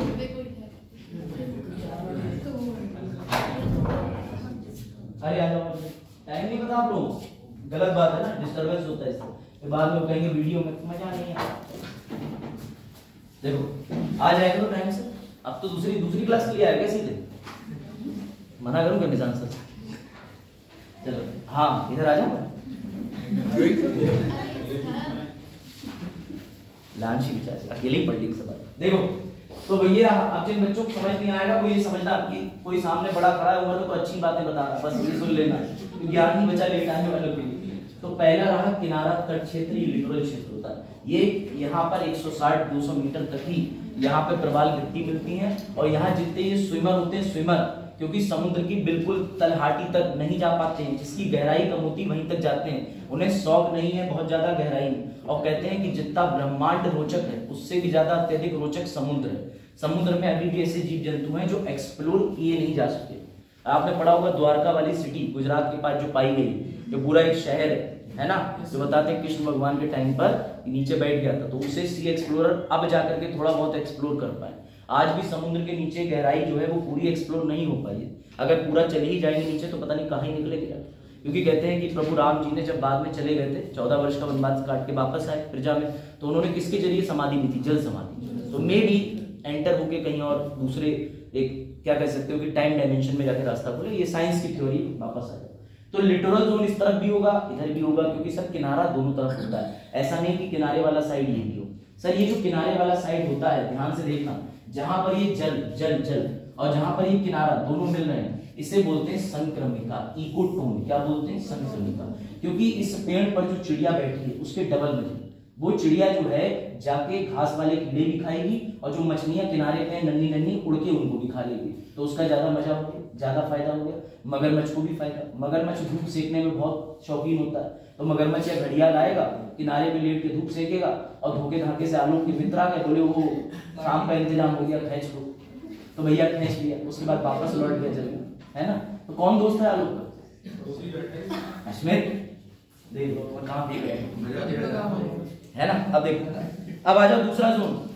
मैं किनारे से आगे जाऊंगा, चले जाओ किनारे से आगे, फिर तुम्हें मिलेगा महासागरीय मंडल। यहाँ पर अगर तुम्हारी नाव पलट गई तो फिर वही होगा जो टाइटैनिक के मलबे को देखने गए पूरी टुकड़ी के साथ हुआ। हम देखेंगे टाइटैनिक, अरे भैया जो रोज जैक को नहीं देख पाया वो कहीं देखेगा, तो उनका टाइटैनिक नीचे गया गया गया, मतलब उनकी सबमरीन जो थी पनडुब्बी नीचे गई गई गई। अब समुद्र नीचे प्रेशर इतना ज्यादा बढ़ गया कि वो पलट गई या पता नहीं ब्लास्ट हो गई, उसकी थ्योरी तो बाद में समझ आएगी, लेकिन कहने का मतलब ये गायब ऑन द स्पॉट। और वो सब जाने माने बिलियनियर थे, क्योंकि भैया इसे हिंदी में कहा जाता है कि अमीरों के शौक। उन्हें क्या पड़ी थी? टाइटैनिक देखने गए। हम देखेंगे अपनी आंखों से टाइटैनिक, अरे पिक्चर देख ली, और पिक्चर में थोड़ा मन भी लगता, उन्हें पता चलता बाष्पीकरण शीशों पे कैसा होता है। चलो देखो वापस आ जाओ। तो ये रहा भैया पैलेजिक जोन। पैलेजिक जोन का मतलब होता है महासागरीय मंडल। ये कौन सा होता है? अब वजाहत वाले प्रश्न पे आ जाओ। वजाहत, सूर्य का प्रकाश जहां तक पड़ता है उसे कहते हैं फोटिक जोन। फोटिक सूर्य के प्रकाश के प्रभाव वाला क्षेत्र। लेकिन ऐसा भी किनारा होता है जहां सूर्य का प्रकाश नहीं पहुंचता, तो उसे कहते हैं अफोटिक जोन। समझ गए? अब एक जोन ऐसा भी होता है जिसे बोलते हैं प्रोफंडल जोन। प्रोफंडल जोन का मतलब ये ऐसे करके किनारा वाला जो ये लिथोस्फीयर होता है, क्योंकि समुद्र के नीचे भी है क्या, तो है तो लिथोस्फीयर ही। तो ये जो इलाका होता है यहाँ कोई वेजिटेशन नहीं होती, साग सब्जी हरे पौधे मछली कुछ नहीं, इलाका पड़ा रहता है ऐसे। तो ये नॉन वेजिटेशन स्टेट वाला एरिया भी होता है। ये कुल मिला करके तुम्हें याद करना है, सारे नहीं जितने मैंने बताए हैं, लिटोरल यानी किनारा, महासागरीय, फोटिक वाला, एफोटिक वाला, प्रोफंडल। कोई डाउट? मैक्सिमम जी कौन सा डेटा? कौन सा वाला? पानी के ऊपर वाला ये इससे हाँ ये वाला। इस पे ये होता है कि ये वाला जोन या ये फोटिक वाला या ये दोनों जोन कहीं मिल रहे हैं, तो मिक्स मतलब मिक्स मतलब कि 150 ml में 200 ml। कितने बजे टाइम है भाई, कैसे लेट हो गए तुम? सर लेट नहीं हुए, तुम लेट हो गए।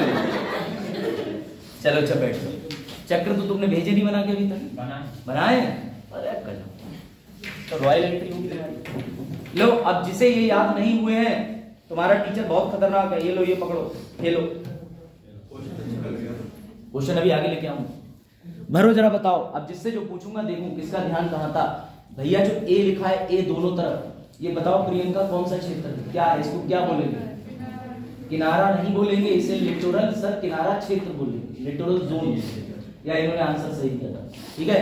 बी बी बी बी को क्या बोलेंगे? बी को लिंदा ब्लैंक, पैलेजिक, सूरज ने बिल्कुल ठीक बताया, पैलेजिक या महासागरीय क्षेत्र। सी को क्या बोलेंगे? सी वो वाला नहीं जो तुम सोचते हो, इधर वाला बताओ। सी को क्या बोलेंगे? फोर्टिक जोन। जो हंस रहे हैं मेरी तरह दोस्त, सी का मतलब फोर्टिक जोन, प्रकाशीय क्षेत्र। ई ई ई तो भैया डी बताओ। डी कसम तो यार लिंदा ब्लैंक से चला। यूपीएससी को ये क्वेश्चन कॉपी करना चाहिए यहाँ से, ये तरीका अच्छा है ना? चलो बढ़िया, बढ़े आगे।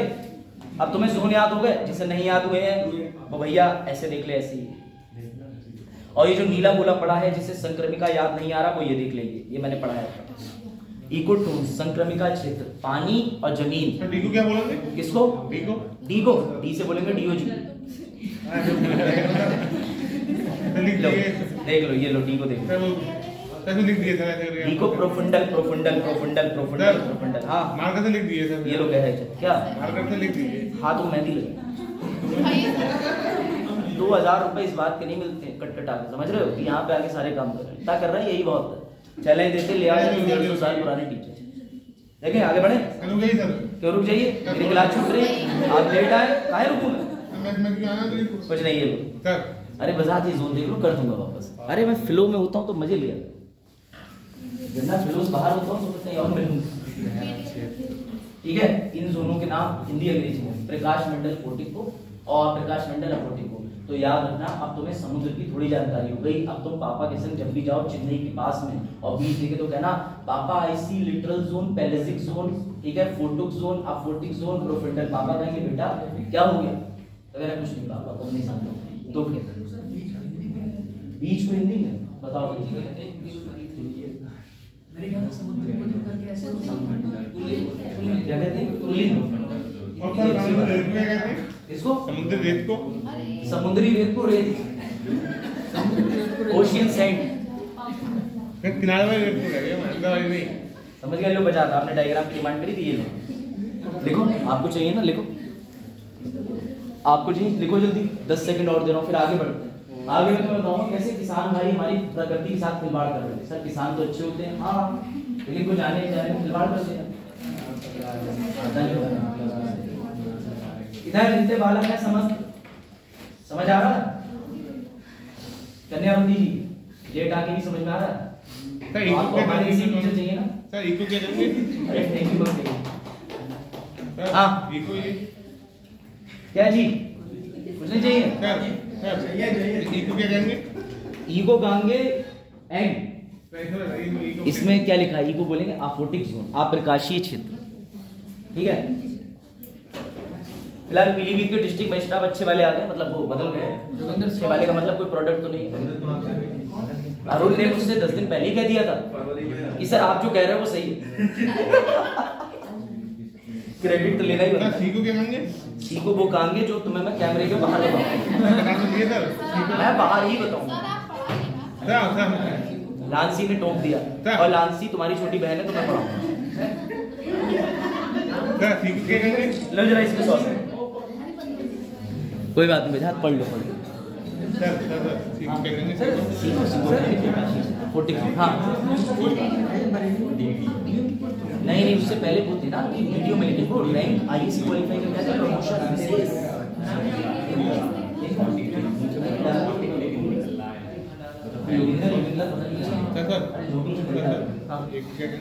अब कम से कम उन्हें भी एप्लीकेशन। हाँ हाँ मेरे मित्र। एक को कहेंगे किनारा तट, इसका उत्तर दो। इसका प्रकाश संश्लेषण कहाँ कहाँ कहाँ? सर अब बीको इसका उत्तर है ई ई ई। सर बीको बीको बीको कहेंगे बहुत बेकार। सर बता दो क्या कहेंगे सर? नहीं आप नहीं बता सकता। मैं लांसी तलवार ले लो। सर मुझे मर्डर कर दो, कुछ भी कर दो, मेरा बता दो बीका क्या नहीं बता पाऊंगा। चलो देखिए अब लो इस पे आ जाओ। अब आ जाओ जोक सपाट। सबसे इंटरेस्टिंग चीज ये आ रही है कि सर ये दोनों कहाँ आए हैं? तो भैया ये जल पे बैठे हुए हेलीकॉप्टर हैं इतने तत्व अच्छे। तो ये सर डूब क्यों नहीं रहे? क्योंकि भैया ये जिस प्रकार की प्रजाति हैं इनकी खासियत ही यही है, इन्हें बोलते हैं न्यूस्टन यानी पटलक। ये समुद्र या जल या तुम्हारे घर की रखी बाल्टी पे ऊपर भी जाके बैठेंगे तो अंदर नहीं जाएंगे, समझ गए? ये इनकी खासियत होती है। और इसीलिए जो ऊपर ऊपर जाके बैठ जाएं, नीचे ना डूबें, या ऊपर बैठ के अपना भक्षण कर सकें या टाइम पास करने के लिए बैठ जाएं, समझ गए? तो भैया उन्हें कहते हैं न्यूस्टन पटलक, क्योंकि इनका और कोई काम ही नहीं। हेलीकॉप्टर जो है इसे हिंदी में हेलीकॉप्टर ही कहते हैं। या मच्छर भी है, वो देखना कभी पानी बैठ के खाना तो खाएगा नहीं, क्योंकि जो उसमें फीमेल होती है वही तुम्हारा खून पीती है, मेल वाला खून ही नहीं पीता है। सर पटका कैसे जाएंगे? पटलक वो सामने बजा तक डिस्टर्ब मत करना, वरना तुम्हें मैं भेज दूंगा उनके पास। क्या नाम है उनका? CWD उनसे जाके भी पढ़ लेना तुम्हारे। सर मेरे संविधान में नहीं डिस्टर्बेंस नहीं, अब बजात नहीं। अब टॉपिक आ रहा है बच्चों का लॉस होगा। अब टॉपिक जो आ रहा है तुमसे जितना कहो तुम उतना करते नहीं हो, उससे एक्स्ट्रा या फिर डिमिनिशिंग कर देते, तुम्हारा इको गड़बड़ है। देखो इधर अब ये रहा दो तरीके के हेलीकॉप्टर तुम्हें दिख रहे हैं। तो भैया ये हेलीकॉप्टर को बोलेंगे न्यूस्टन यानी पटलक, क्योंकि ये ऊपर जाके बैठ जाते हैं, इनका कोई काम नहीं। अब दूसरे सर जल के अंदर मछली जल की रानी है, जल में रानी बोलना चाहिए। तो भैया जल की कहो चाहे जल में कहो, इनको बोलते हैं तरणक। तरणक नेक्टन नेक्टन नेक्टन। इस नेक्टन का काम होता है कि पानी के अंदर ही रहेंगे। सर मेंढक नेक्टन है, हाँ बन जाता है ना? कछुआ नेक्टन है सर, बन जाता है। क्रोकोडाइल नेक्टन है, हाँ वो भी पानी के अंदर तैर सकता है। इंसान नेक्टन है नहीं, क्योंकि सर वो कभी कभी तैरने जाता है, उसकी मूल प्रवृत्ति है बाहर रहना। तो अब ये नहीं कि तुम उसे नेक्टन बना के बोरे में बांध के फेंक दो, तैर ही जाएगा, वो भी उतरेगा ऑक्सीजन सिलेंडर लेके। तो वो नेक्टन नहीं। इनके आपको अंदर पता होगा चैम्बर होते हैं जहाँ घुलित ऑक्सीजन को जो है प्रयोग करके कन्वर्ट करके, चलो खैर छोड़ो साइज ज्यादा साइंस हो जाएगा। अब ये देखो सर हमने देखा है कि ये जो एल्गे होती है जिसे आप प्लवक कह रहे हैं, प्लवक पौधा प्लवक बोल रहे हैं, ये हमने देखा है कि ऊपर ऊपर तैरती रहती है। सब कुछ छोड़ो, तालाब में जलकुंभी देखी? जलकुंजी या जलकुंभी? जलकुंजी कहते हैं, कुंभी कहते हैं। काय कुंजी कह रहे हो तुम इंटर ही सही से कर लो। जलकुंजी ना आया करो तुम। जलकुंभी तो जल, अरे लोटस देखा? लोटस तैरता है ना, बात ही करो। जो भैया अंदर जाएगा नहीं, ऊपर तैरेगा। ये देखो लोटस भी बगल में लगा हुआ है ना? तो इस तरीके की चीजों को बोलते हैं पटलक न्यूस्टन NEUSTON। न्यूस्टन मतलब जो तैरेंगे। अब अगर तुमने कोई कमल का फूल तोड़ा तो तुम उनसे कहना तुम्हारे लिए न्यूस्टन लाया हूँ 14 तारीख को, ठीक है? ये जनवरी की भी हो सकती थी। तो भैया काहे दे गुलाब जब कमल नहीं मिल रहा है? तो कमल से दो संकेत चले जाएंगे, एक तो 2024 के लिए भी फायदा देगा, और एक अगर नहीं एक्सेप्ट हुआ तो केस करवा देना, पॉलिटिकल पार्टी डिनाई कर रही है। समझ गए? तो इसलिए आ जाओ न्यूस्टन, समझ गए? तो पटलक से आ जाओ। तो भैया ये रहा न्यूस्टन, जितने भी फाइटोप्लैंक्टन है, समझ गए? तो ऐसी ट्रिकें पाए। उसके बाद इस पे आ जाओ केकड़ा। सर केकड़ा पानी में तैरता है। अगर तुमने केकड़े को तैरते हुए देखा है तो तुम्हें केकड़ा नामक अंधा रोग हो चुका है, क्योंकि केकड़ा तैरता बैठता नहीं है। केकड़ा बह बहा के आ जाए, लेकिन वो जो सतह होती है किनारा, उस पे से चलता रहता है पानी के अंदर। उसे चाहिए होता है ऐसा क्षेत्र जिसपे पहिया चलने को। तो भैया ये रहा वो क्षेत्र। केकड़ा यहाँ से चलेगा, यहाँ तक भी पहुंच जाएगा, यहाँ पे रहेगा, कूदेगा सब जगह। तो जो ऐसे होते हैं जिनको कहीं ना कहीं चलने फिरने या रुकने का या किसी भूमि वाले हिस्से पे बैठने का शौक होता है, उन्हें पेरीफाइटन कहते हैं, परिपादक। इस पे यूपीएससी क्वेश्चन बनाएगा, लिख देगा परिपादक जो तैरते हैं। अब तुम अगर तुम्हें नहीं पता कि नेक्टन तैरते हैं, तरणक तैरते हैं, तो तुम गलत टिक मार दोगे। ऐसे बनता है क्वेश्चन।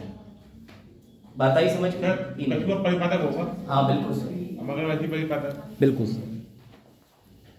ये चीज आई समझ में? तो ये याद रखना। सर कमल का फूल पेटलक, तो भैया पेटलक नहीं पटलक, न्यूस्टन। ठीक, न्यूस्टन नेक्टन न्यूस्टन, ये याद रखना। न्यूस्टन वाले यही जो हेलीकॉप्टर, कमल का फूल, फोटोप्लैंक्टन। सर जो घास लगी हुई है उसको क्या बोलेंगे? तो भैया ये घास अगर ऊपर जा रही है, बाहर दिख रही है तुम्हें, तो इसको ही बोल दो पटलग। और जो अंदर अंदर है, जैसे एल्गी जो उसके अंदर लगी, जैसे पेड़ है समुद्र के अंदर डूबा हुआ, ये सब कुछ छोड़ दो, आपने देखिए प्रवाल भित्ति कोरल रीफ, तो भैया जो कोरल रीफ होते हैं वो भी पेरीफाइटन की श्रेणी में आएंगे। वो एक जगह रखते होते हैं, उनके ऊपर एल्गी आके बैठ जाती है और एक अलग प्रकार का जीव होता है जिसे बोलते हैं जू एनेस्थेला, आगे पढ़ाऊंगा। तो वो जब आके बैठ जाता है तो वो उसी के ऊपर रहता है, वो खाना बनाएगा, ये उसको स्थान देगा, तो वो भी पेरीफाइटन। समझ गए? कोई डाउट? पिछली बार तो एनवायरनमेंट की क्लास के लिए प्रोजेक्टर नहीं था, तो ये सब बोर्ड पे जो है समझाना बड़ा कठिन था। हाँ क्या बोल, मैं नहीं उठाऊंगा, उनका पेन गिर गया, वो एक्सक्यूज मी कह रही है, मतलब आप चले उठा। बढ़े आगे, ये समझ आया कि नहीं? अरे टाइम है और मजा आया। चलो भाई ये देखो, जिसे गहराई में डूबने का शौक है, समुद्र की भी और यहाँ पर, वो ये पढ़े। मैं डेफिनेशन पढ़ने नहीं आया हूँ और मास्टरों की तरह नहीं हूँ, अनसेंट लूसेंट पढ़ूँ। चलो ये रहा, ये अब ये देखो, ये सबसे बड़ी बात ये है कि 3 प्रकार के जोन जो बांटे गए हैं, तुम्हें यहाँ कंफ्यूज नहीं होना, बस खाली इतना ध्यान कर लो। ये तटीय क्षेत्र कौन सा था? अभी तुम्हें बताया था तट वाला, क्या था? लिटोरल, लिटोरल तटीय किनारा क्षेत्र, सर ये किनारा रहा, और ये वाला जो क्षेत्र है ये ऐसे करके यहाँ से नीचे आया। अब ये हुआ बेंथिक जोन। अभी मैंने तुम्हें नितलक दिखाया था, नितलक, सर नितलक क्या होते हैं? लो भैया ये फिर से देख लो, ये यहाँ पर जो पाए जाती है। अब केकड़ा या एक प्रकार के आपने फंस देखेंगे, फंस या फिर समुद्री घास का नाम सुना है? इसके अंदर छोटी छोटी मछलियां आशियाना ले लेती हैं, तो वो कहाँ उगती हैं? तो बिल्कुल नीचे जाके तट पे उगती हैं। तो सर वो सूर्य का प्रकाश और धूप कहाँ से लेती हैं? कोई बता सकता है? उनके अंदर गुण होता है, हम खा पी के अपने पेट को सही कर लेंगे। वो खाती किसे हैं? तो वो खाती है प्राणी प्लवक को, जू प्लैंक्टन को, क्योंकि फोटो प्लैंक्टन तो ऊपर ही ऊपर तैरेंगे, उन्हें सूर्य का प्रकाश चाहिए ही चाहिए, लेकिन जो जू प्लैंक्टन होते हैं वो उनको खाते हैं। फिर सर ये जू प्लैंक्टन को कौन खाता है? छोटी मछली। छोटी मछली कौन खाता है? बड़ी मछली। बड़ी मछली कौन खाता है? इंसान। इंसान को कौन खाता है? चाइनीज। पूरा फूड क्रम है ना, मछली तक तो ठीक है, लेकिन चाइना वाले वुहान के अंदर बैठ के पता नहीं क्या कर रहे हैं। यही जो आप समझ रही हैं। चलो बड़े भाई, एक्वेटिक बैक्वेटिक हो गया, सब हो गया, आ जाओ। अब है दूसरा कंसेप्ट, एक और टॉपिक शुरू करें। ये टॉपिक सबसे इंटरेस्टिंग है, इसका नाम होता है यूट्रोफिकेशन। जब तुमने सुना है चाचा सटिया गए तुम्हारी उम्र हो गई, ऐसे ही तालाब से भी कहा जाता है तुम्हारी उम्र हो गई, इसे एजिंग ऑफ लेक्स कहा जाता है। अब याद रहेगा, यूट्रोफिकेशन, एजिंग ऑफ लेक्स, जब किसी तालाब की, झील की उम्र हो जाए। अब ये जो झील की उम्र हो जा रही है, ये हमें पता कैसे चल रही है? तो उसका आधार कार्ड तो होता नहीं है, ये हमें देख के पता चलता है, वास्तविकता यानी उसकी शक्ल पे लिखा होता है। तो कैसे लिखा होता है? बढ़ रहे हैं आगे, कोई डाउट हो पीछे तो घर पे जाके कवर कर लेना, अभी तो आगे बढ़ना। चलो बड़े भाई आगे, चलो गुड है ना। लो पहले जरा इसका उत्तर दे दो। अब तुम लोग सो जाते हो तो नींद से उठाने के लिए टेक्निक हो रही है। क्या होता है जब शैवाल की वृद्धि पानी को ऑक्सीजन रहित कर देती है? बताओ बजा। का दूसरा पक्का? अच्छा, और कोई?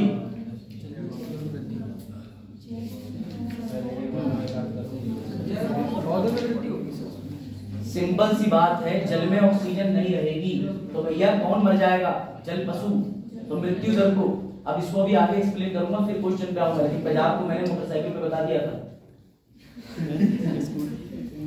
बेचारा पंजाब बड़ी मेहनत से एक आंसर सही भी दे, वो भी क्रेडिट छीन लो आप। चलो बढ़े आगे, ठीक है, इसकी एक्सप्लेनेशन है, लेकिन टेंशन नॉट। अब आगे बढ़ते, ये देखो उत्तर मतलब ये प्रश्न आ चुका है कि मानव जनित सुपोषण क्या है, कैसे उत्पन्न होता है, लेकिन इसे हम प्रैक्टिकल समझेंगे, क्योंकि रीडिंग ही करनी होती है तो मेरी जरूरत ही क्या है? बताइए कर। ये लो, ये देखा, किसने देखा ये क्षेत्र?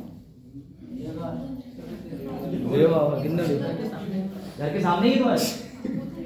सैफ से उनने कहा, मिसेस सैफ ने, ठीक चलो हाँ आगे भविष्य ले जाए।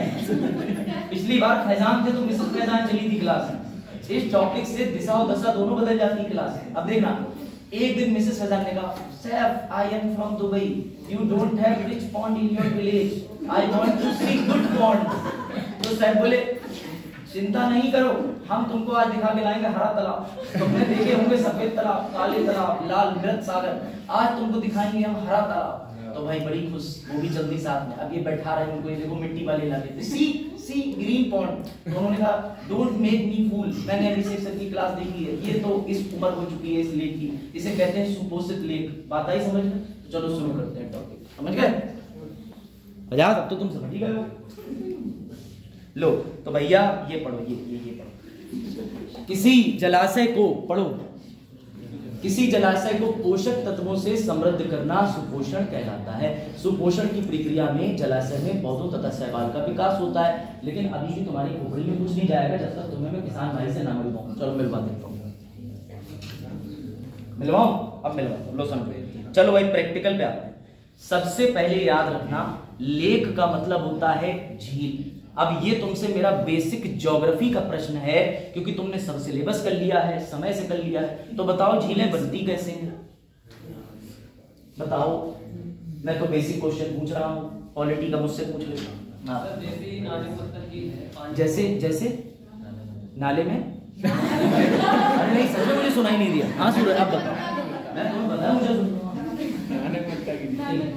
नहीं बताना है। वैसे मैंने सुना नहीं था, तो मैं अगर इंसल्ट लग रहा हूं तो मान लो। फिलहाल ये देखो, लेक झील ऐसा जो लैंटिक विशेषता स्थिर पानी की बात करें। अब यहाँ पे समझना 2 3 4 5 6 प्रकार की या कई प्रकार की झीलें होती हैं। कैसी होती हैं सुनना, ठीक है?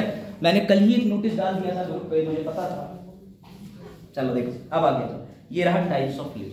अब जिन लोगों ने कंसेप्ट पढ़े हैं समझना। और दूसरी बात ये है, फरवरी के बाद मेरा तो पता नहीं है, तो मुझसे करो दादी उम्मीद छोड़ दो। आ जाओ, टाइप्स ऑफ लेक पढ़े आप लोगों ने। एक होते हैं ज्वालामुखी वाली झील, वोल्केनिक, एक होते हैं ऑक्सबो, एक होते हैं ग्लेशियल, ओएसिस, आर्टिफिशियल और टेक्टोनिक। अब मेरी बात समझना, मैं तुम्हें इन सबको एक्सप्लेन करने का प्रयास करता हूं। जहां तुम्हारी चीज सही हो वो तुम बताना। सबसे पहला वोल्केनिक। सबको पता है कि ज्वालामुखी होते हैं, और ज्वालामुखी होने के साथ साथ कुछ ज्वालामुखी ऐसे होते हैं जो भैया अब बिल्कुल शुष्क ड्राई हो चुके हैं, उनके अंदर किसी भी प्रकार का लावा मॉलिक्यूल फ्रीज होकर आने की कोई गुंजाइश नहीं बची।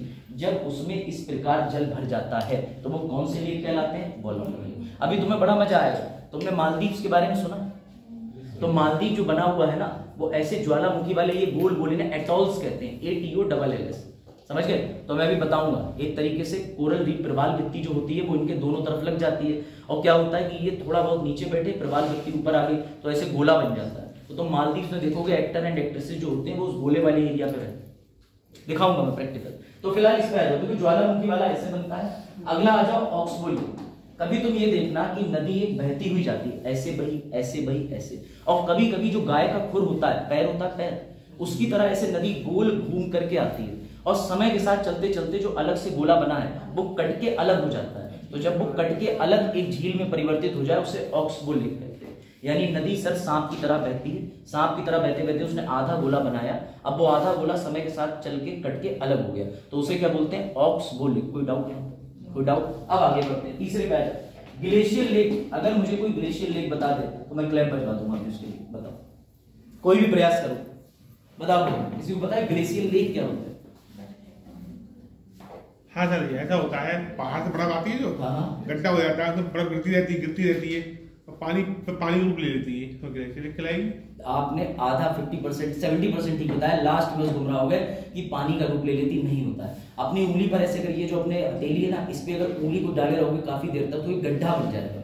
बस आपने आधा कंसेप्ट ही बताया कि जब काफी लंबे समय से बर्फ जमा हो जाती है, तो बर्फ जमा होने के बाद जब ज्यादा मात्रा में हो जाएगी तो वो क्या डालेगी? प्रेशर से गड्ढा बन जाएगा। यहाँ तक इन्होंने ठीक बताया, लेकिन वो पिघल के तो चली गई, अब उसमें कई कारणों से पानी भर गया, पानी बना रहा, तो उसे कौन सा लेक बोलेंगे? Glacier lake. बात आई समझ में कि नहीं? ठीक है, अब आ जाए इसके बाद टेक्टोनिक। सर जब प्लेटें आपस में टकराती हैं तो एक जो प्लेट होती है जल वाली वो भारी होती है तो नीचे बैठती है, एक ऊपर चढ़ती है, जिससे बनते हैं वलित। ये न्यूली फोल्डेड माउंटेन, हिमालय ऐसी बना। लेकिन सर प्लेटें ऐसी भी तो होती हैं कि एक दूसरे से डाइवर्ज होती हैं, इधर भी भागती हैं। जब एक प्लेट दूसरी प्लेट ऐसे करके शिफ्ट होती है अपोजिट डायरेक्शन में, तो बीच में हो जाता है गड्ढा बहुत ज्यादा, उस गड्ढे में जल भर जाता है। तो ऐसी कौन सी लेक बनेंगे? टेक्टोनिक लेक बनेंगे। कोई डाउट? कोई डाउट? अगले पे आ जाओ, आर्टिफिशियल लेक। आलोक ने अपने घर के पीछे एक कृत्रिम झील बना दी, गड्ढा खुदवाया बड़ा सा और बनवा दी झील। तो ऐसा कौन सा? अब ये ओएसिस वाला बता दो तो और मजा आएगा, मजाक के लिए ताली बजवाएंगे।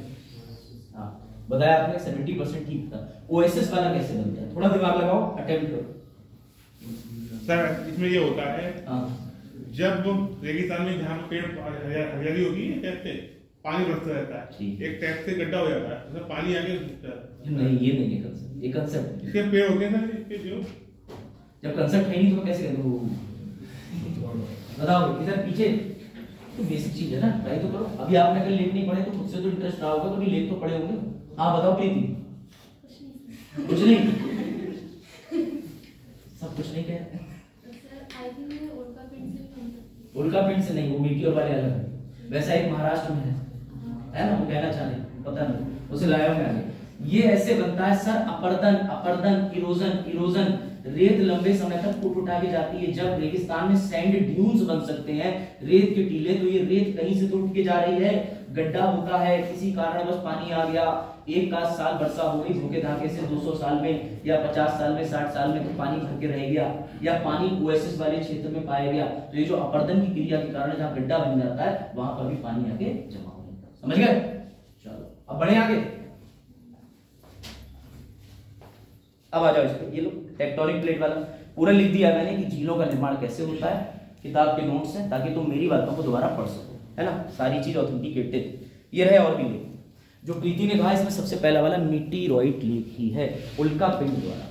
अब आपको पता है कि हमारी जो पृथ्वी होती है, इस पृथ्वी के आसपास में आप में से किसी ने कार्बन जोन सुना है? कार्बन जोन, कार्बन बेल्ट सुनी है? मैं ओजोन लेयर की बात नहीं कर रहा हूं, I am talking about carbon belt. तुम्हें ये पता है कि आदित्य L1 मिशन के अंदर सबसे जरूरी था हालो ऑर्बिट। अगर वो हालो ऑर्बिट नहीं प्लांट नहीं किया जाता तो हमारा पूरा मिशन फेल हो जाता। और ऐसा भी है कि आज से पहले हमने कई सैटेलाइट लॉन्च करे हैं, अगर वो 20 की जगह 21 सेकंड में लॉन्च हुए हैं तो 21वें सेकंड की वजह से उनका परिप्रेक्ष्य बदल गया, ऑर्बिट बदल गया। तो एक ऐसा होता है जैसे हमारी अर्थ, तो अर्थ का एक इलिप्टिकल ऑर्बिट होता है ऐसे करके, और एक ऐसे भी होता है सर्कुलर ऑर्बिट, इसी को बोलते हैं कार्बन जोन। जितनी भी सैटेलाइट होती हैं और जितनी भी प्रकार की सैटेलाइट वो कार्बन जोन के ऊपर छोड़ी जाती हैं। कार्बन जोन लॉ की भाषा में आसान कर दूं, कार्बन जोन का मतलब है कि जैसे समुद्र में 12, 24 और 150 मील का हिस्सा होता है, इकोनॉमिक जोन तक होता है, ऐसे ही ब्रह्मांड में एक कार्बन जोन बनाया गया है। अगर हमारे ऊपर किसी देश का हमला हुआ तो वो 80-83 किलोमीटर का एरिया हमारा है, हम मिसाइल को नष्ट कर देंगे। उस क्षेत्र तक हम ब्रह्मांड में कोई एक्सपेरिमेंट कर सकते हैं, कोई बचाव कर सकते हैं, लेकिन उस कार्बन जोन के बाद ना मेरा ना तेरा। समझ गए? This is something new called carbon zone. Is it clear? चलो अब बढ़े आगे। मैं दिखाऊंगा यार प्रैक्टिकली, आज तो नहीं, अगले लेक्चर में जरूर दिखाऊंगा। अगला आ जाओ मीटीरॉइड। मीटीरॉइड लेख समझ गए, टेक्टोनिक समझ गए, वोल्केनिक समझ गए, ऑलमोस्ट समझ गए। ये वाला कौन बताएगा? चलो सॉल्यूशन लेख, ये बड़ा मजेदार है, ये मेरा फेवरेट है। सॉल्यूशन। हाँ चरण बुला के रहे। अच्छा तुम आए नहीं क्लास में? अरे तो सब ठीक है? हॉस्पिटल में कैसे ठीक होगा? लोग लेकिन कोई बड़ी समस्या थी? मामा वाले वो तो ये 7 दिन पहले बोल रहे थे क्या? 6-7 दिन पहले मैंने स्टेटस देखा, अच्छी खुशी की बात है। चरण लड़का भी बढ़िया, चश्मा लगा के अच्छा लगता है। देखो इधर चरण के जितना खून पिए ना टेस्ट होता कोई नहीं। और चरण को ऐसी मैसेज डाल दिया, मैंने कहा सो रहे हो 2 बजे एक दिन और वो 2 बजे 1 मिनट क्या बोल रहा है, आप क्या कर रहे हैं?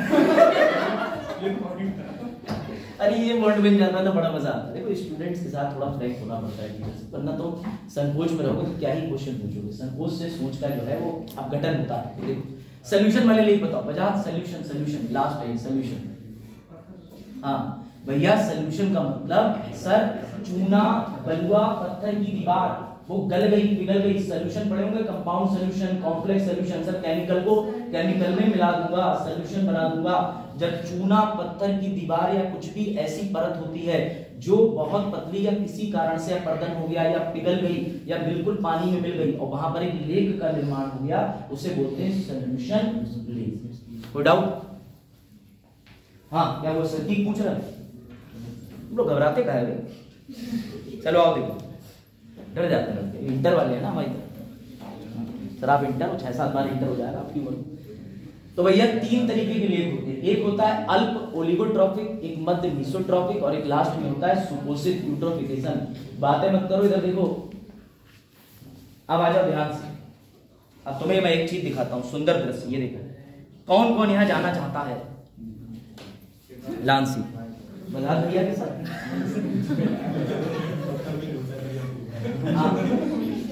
कौन कौन इस लेक में जाना चाहता है? तुम लोग ये क्यों समझ जाते हो कि कोई लफड़ा है तभी पूछ रहा हूँ। भैया मैं तुम्हारी अंतः क्रिया जानना चाह रहा हूँ, मानव मस्तिष्क की। नहीं जाना। हाँ भाई जाना चाहोगे? नहीं जाना। ये है कहाँ? ये लड़का अभी तक सबसे इंटेलिजेंट निकला। गजब आंसर। और उधर से भी तो सही है, सही हम सोच रहे थे प्रेम जाती। सवाल आपका बिल्कुल ठीक है भैया, ये है कहाँ तो मैं दिखा दूंगा, लेकिन पहले ये बताओ इस सुंदरता को देख के तुम निहारना चाहो? आकर्षण देख रहे हो क्या क्या चीजें आ रही है? आकर्षण, आकर्षण, आकर्षण, आकर्षण। इसकी सुंदरता देखेंगे तो पड़ोस वाली की सुंदरता कैसे देखेंगे? तो तुम अकेले जाओ, अकेले जाओ। सर अकेले ऐसी लेक में जाना चाहिए। देख रहे हो इरादे पता चलता, मैं पहले ही कह रहा हूँ। आज 30 है, अभी 1 तारीख आने में वक्त है, फरवरी माह। सर यहाँ बर्फ भी है, ये भी याद रखना, वो पानी भी है और स्थल भी है। इन तीनों में से क्या चलाई है? रेता है, पानी भी है और बर्फ भी है और स्थल भी है। ऐसे कौन सा जोन चलाएगा? जैव मंडल। ना उसे क्या कहेंगे सर बर्फ वाले को? बर्फ वाले को जहाँ बर्फ जहाँ बर्फ और स्थल मिलता हो उसे क्या कहते हैं? जहाँ बर्फ और स्थल मिलता हो उसे कहते हैं। हाँ क्या कह रही हो? लो और लो, हमने पढ़ाया। इको तो नहीं, पानी आपने बताया इको तो ठीक है। जहाँ बर्फ और वो मिलता हो वो भी इकोटोनी होगा, संक्रमिका। जमीन मिल रही हो, बंजर और ग्रासलैंड मिल रही हो तो भी तो अरे वजाहत 100 वेरी गुड था, वेरी गुड। वजाहत 112 साल की बुढ़िया की गुट्टी वो होगी, दुकान दे दी मेरी मेडिकल पे, मैं लाके नियम से पूरी पीनी है सुबह शाम, पूरी ऐसे है ना, पूरी एक ही बात। लो अब यहाँ जाना चाहोगे? यहाँ मना कर रहे हैं सर। अब तो साहब तो मनी उठ गया क्योंकि साहब पहुंचेंगे इससे अगले वाले। लास्ट अभी सुनो कंसेप्ट है। यहाँ साहब को लेके जाना, मैं जाऊंगा यहाँ पर मिट्टी मारने। साहब को लेके धक्का देंगे धप्पी नहीं, अमेज़न फॉरेस्ट में नहीं आए। अब आ जाओ बेटा, यही दुख मैं तुम्हें बता रहा हूँ। ये लेक है साफ, एकदम साफ सुथरा। इसमें समझो, इसमें ज्यादा स्पीशीज होंगी सर, प्रजाति बिल्कुल नहीं होगी। अगर प्रजाति नहीं है तो फिर यहाँ ऑक्सीजन की डिमांड होगी सर? नहीं होगी। प्रदूषण नहीं होगा। यहाँ पर आप चीजें समझो, जब लेक अभी एकदम नया बनता है तो उसे ओलिगोट्रॉफिक कहते हैं, नया लेक। जैसे आज अगर आप यहाँ पास में कहीं पे कोई लेक का निर्माण देखोगे तो आप कहोगे कि अरे इसका तो जो जमीन का सतह है, जो सी बेड है, वो भी एकदम साफ दिख रहा है, पानी से हम झांक पा रहे हैं कि ये देखो मछली जा रही है। देखा? तो इस तरीके के लेक को जो न्यूली फॉर्म हुआ है, ताजा बना है, उसे प्यार से कहते हैं ओलिगोट्रॉफिक। कोई डाउट? अल्प पोषित झील। समझ गए? अब आ जाओ इस पे बजा। अब ये देखो, ये सब समय के साथ साथ इस लेक में अब हमें दिख रहा है कि ये देखो, ये बजा दी जल कुंडी आ रही। ये सब आने के साथ साथ हमें दिख रहा है कि इसमें कुछ परिवर्तन हुए, और इसमें तो हमें लग रहा है कि लेक नाम की कोई चीज बचेगी नहीं थोड़े दिन में। तो यही, लेकिन सवाल ये है कि ऐसा होता किस प्रकार है, क्यों होता है? सवाल ये है मेरा कि अभी तुमने 3 लेक के दृश्य देखे। पहला अल्प पोषित, मध्य पोषित, सुपोषित। तो ये जो सुपोषित अवस्था पे आ रहे हैं, व्हाई इट हैपेंस? आप देखिए, पोषक तत्वों की और कोई इधर कन्यावती जी बताइए, आपके घर के पीछे वाला तालाब ऐसा क्यों हो गया? गंदगी की वजह से? आई बताऊं। नहीं, सूरज को पता है, आपसे पूछो, मैं बता रहा हूँ। अब बढ़े आगे। सूरज मजाक में बात को सीरियस ले रहा। हमारे मामा का जो बेटा है ना, छोटा वाला, उससे सब ये कहते बीसलपुर जाएगा। अरे सुनो तो, बीसलपुर एक बार वो गया था, उसे दावत में खाना नहीं मिला क्योंकि वो कार में सो गया था, बहुत ज्यादा ठंड थी तो कार में सो गया। अब उसकी चिड़ हो गई है बीसलपुर। अब वो जब भी आता है, अभी वो हो गया 20-21 साल का, अब उससे हम चीखे करते बीसलपुर चलेगा, बीसलपुर मैं नहीं आऊंगा, बीसलपुर इन्हें समझा लो, बीसलपुर करते रहते हैं, और जबकि हम उसकी खिंचाई करते हैं। खैर छोड़। अब देखो ये रहा हाँ, ये रहा भैया वजाहत का। अरे बस वापस आ जाओ, 10-12 मिनट और फिर भाग जाऊंगा, फिर आना तो नहीं। सवाल बता दो, सवाल देखो इधर। अरे देखो, ये रहा भैया फार्म लैंड, खेत करने के लिए। भैया खेती करने के लिए खेत चाहिए, खेत करने के लिए तो भैया खेती करने के लिए जो खेत चाहिए उसे बोलते हैं फार्म लैंड। अब इस फार्म लैंड में ध्यान से सुनना, एक थे आलोक किसान भैया, एक थे अस्मित किसान भैया। इसी के साथ टॉपिक खत्म करेंगे, समझना। अस्मित ने कहा आलोक तुम बहुत चिंतित हो, बिटिया की शादी को लेके कर्ज तुम्हारा बहुत बढ़ गया है, मैं तुम्हें ऐसी योजना बताता हूँ जिससे तुम खेत में अपनी फसल बहुत बढ़ा लोगे। तो इन्होंने कहा आज ही अपनाए, अभिषेक उर्वरक डाले थोड़ा काम ज्यादा, अभिषेक फर्टिलाइजर। अरे हाँ समझो मजा है। हाँ तो अब आलोक ने 2 कट्टे डाले, इन्होंने निकाले गन्ने गन्ने, पर्ची बैठ गई 2-2.5 लाख। अब उसके बाद अस्मित को ये बात पता चली, अस्मित बोले 2 में 6 पर्ची, मैं डालूंगा 20। अब 20 में बैठ रही है 60 पर्ची, पर्ची ही पर्ची, पर्ची ही पर्ची। तो दोनों ने शादी निपटाई धूमधाम से, खड़े हो गए और फिर विज्ञापन में लिखा है अभिषेक फर्टिलाइजर आज ही लगाए। खैर अब समझो यही किसान करता है। किसान ने जितने भी उर्वरक डाले, जितना नाइट्रोजन डाला, नाइट्रेट डाले, फास्फोरस डाला, पोटाश डाला, वो सबका सब खेत में पड़ा। लेकिन खेत में एक समय के बाद पानी आया, वर्षा भी हुई या उसने सिंचाई करी, तो वो सारा पानी बह बहा के पड़ोस में अगर कोई तालाब है या कोई गड्ढा है तो वहां पानी में जाके जमा होता है। अब तुम याद रखना कि पेड़ पौधों को बढ़ने के लिए हमने साइकिल पढ़ी नाइट्रोजन, हमने साइकिल पढ़ी फास्फोरस चाहिए, बेसिक इकाई है। तो जब भरपूर मात्रा में किसी क्षेत्र के अंदर उनको मिलता है तो यहाँ सबसे पहले आ जाती है काई, जिसे तुम प्यार से शैवाल और अलगे कहते हो। ये अलगे फूटना शुरू हो जाती है, तो इसे हिंदी में कहते हैं शैवाल स्फुटन। क्या कहते हैं? शैवाल स्फुटन, शैवाल का फूट पड़ना। और धीरे धीरे करके समय के साथ साथ किसी लेक के अंदर ये जो पूरा एल्गे होता है ये उसको कवर कर लेता है, जैसे ये। अब चीज आई समझ में या नहीं? इतने में सिर्फ किसान भाई जिम्मेदार नहीं है, हुआ ये कि उसी जगह पर जहां इन दोनों का खेत था, अरुण ने कहा क्लास में साथ थे तो उसके बाद भी साथ में रहेंगे। अरुण भैया अपनी नौकरी करने शहर जाते थे, ऐसे गले मफलर डाल के ऐसे नाक साफ करते।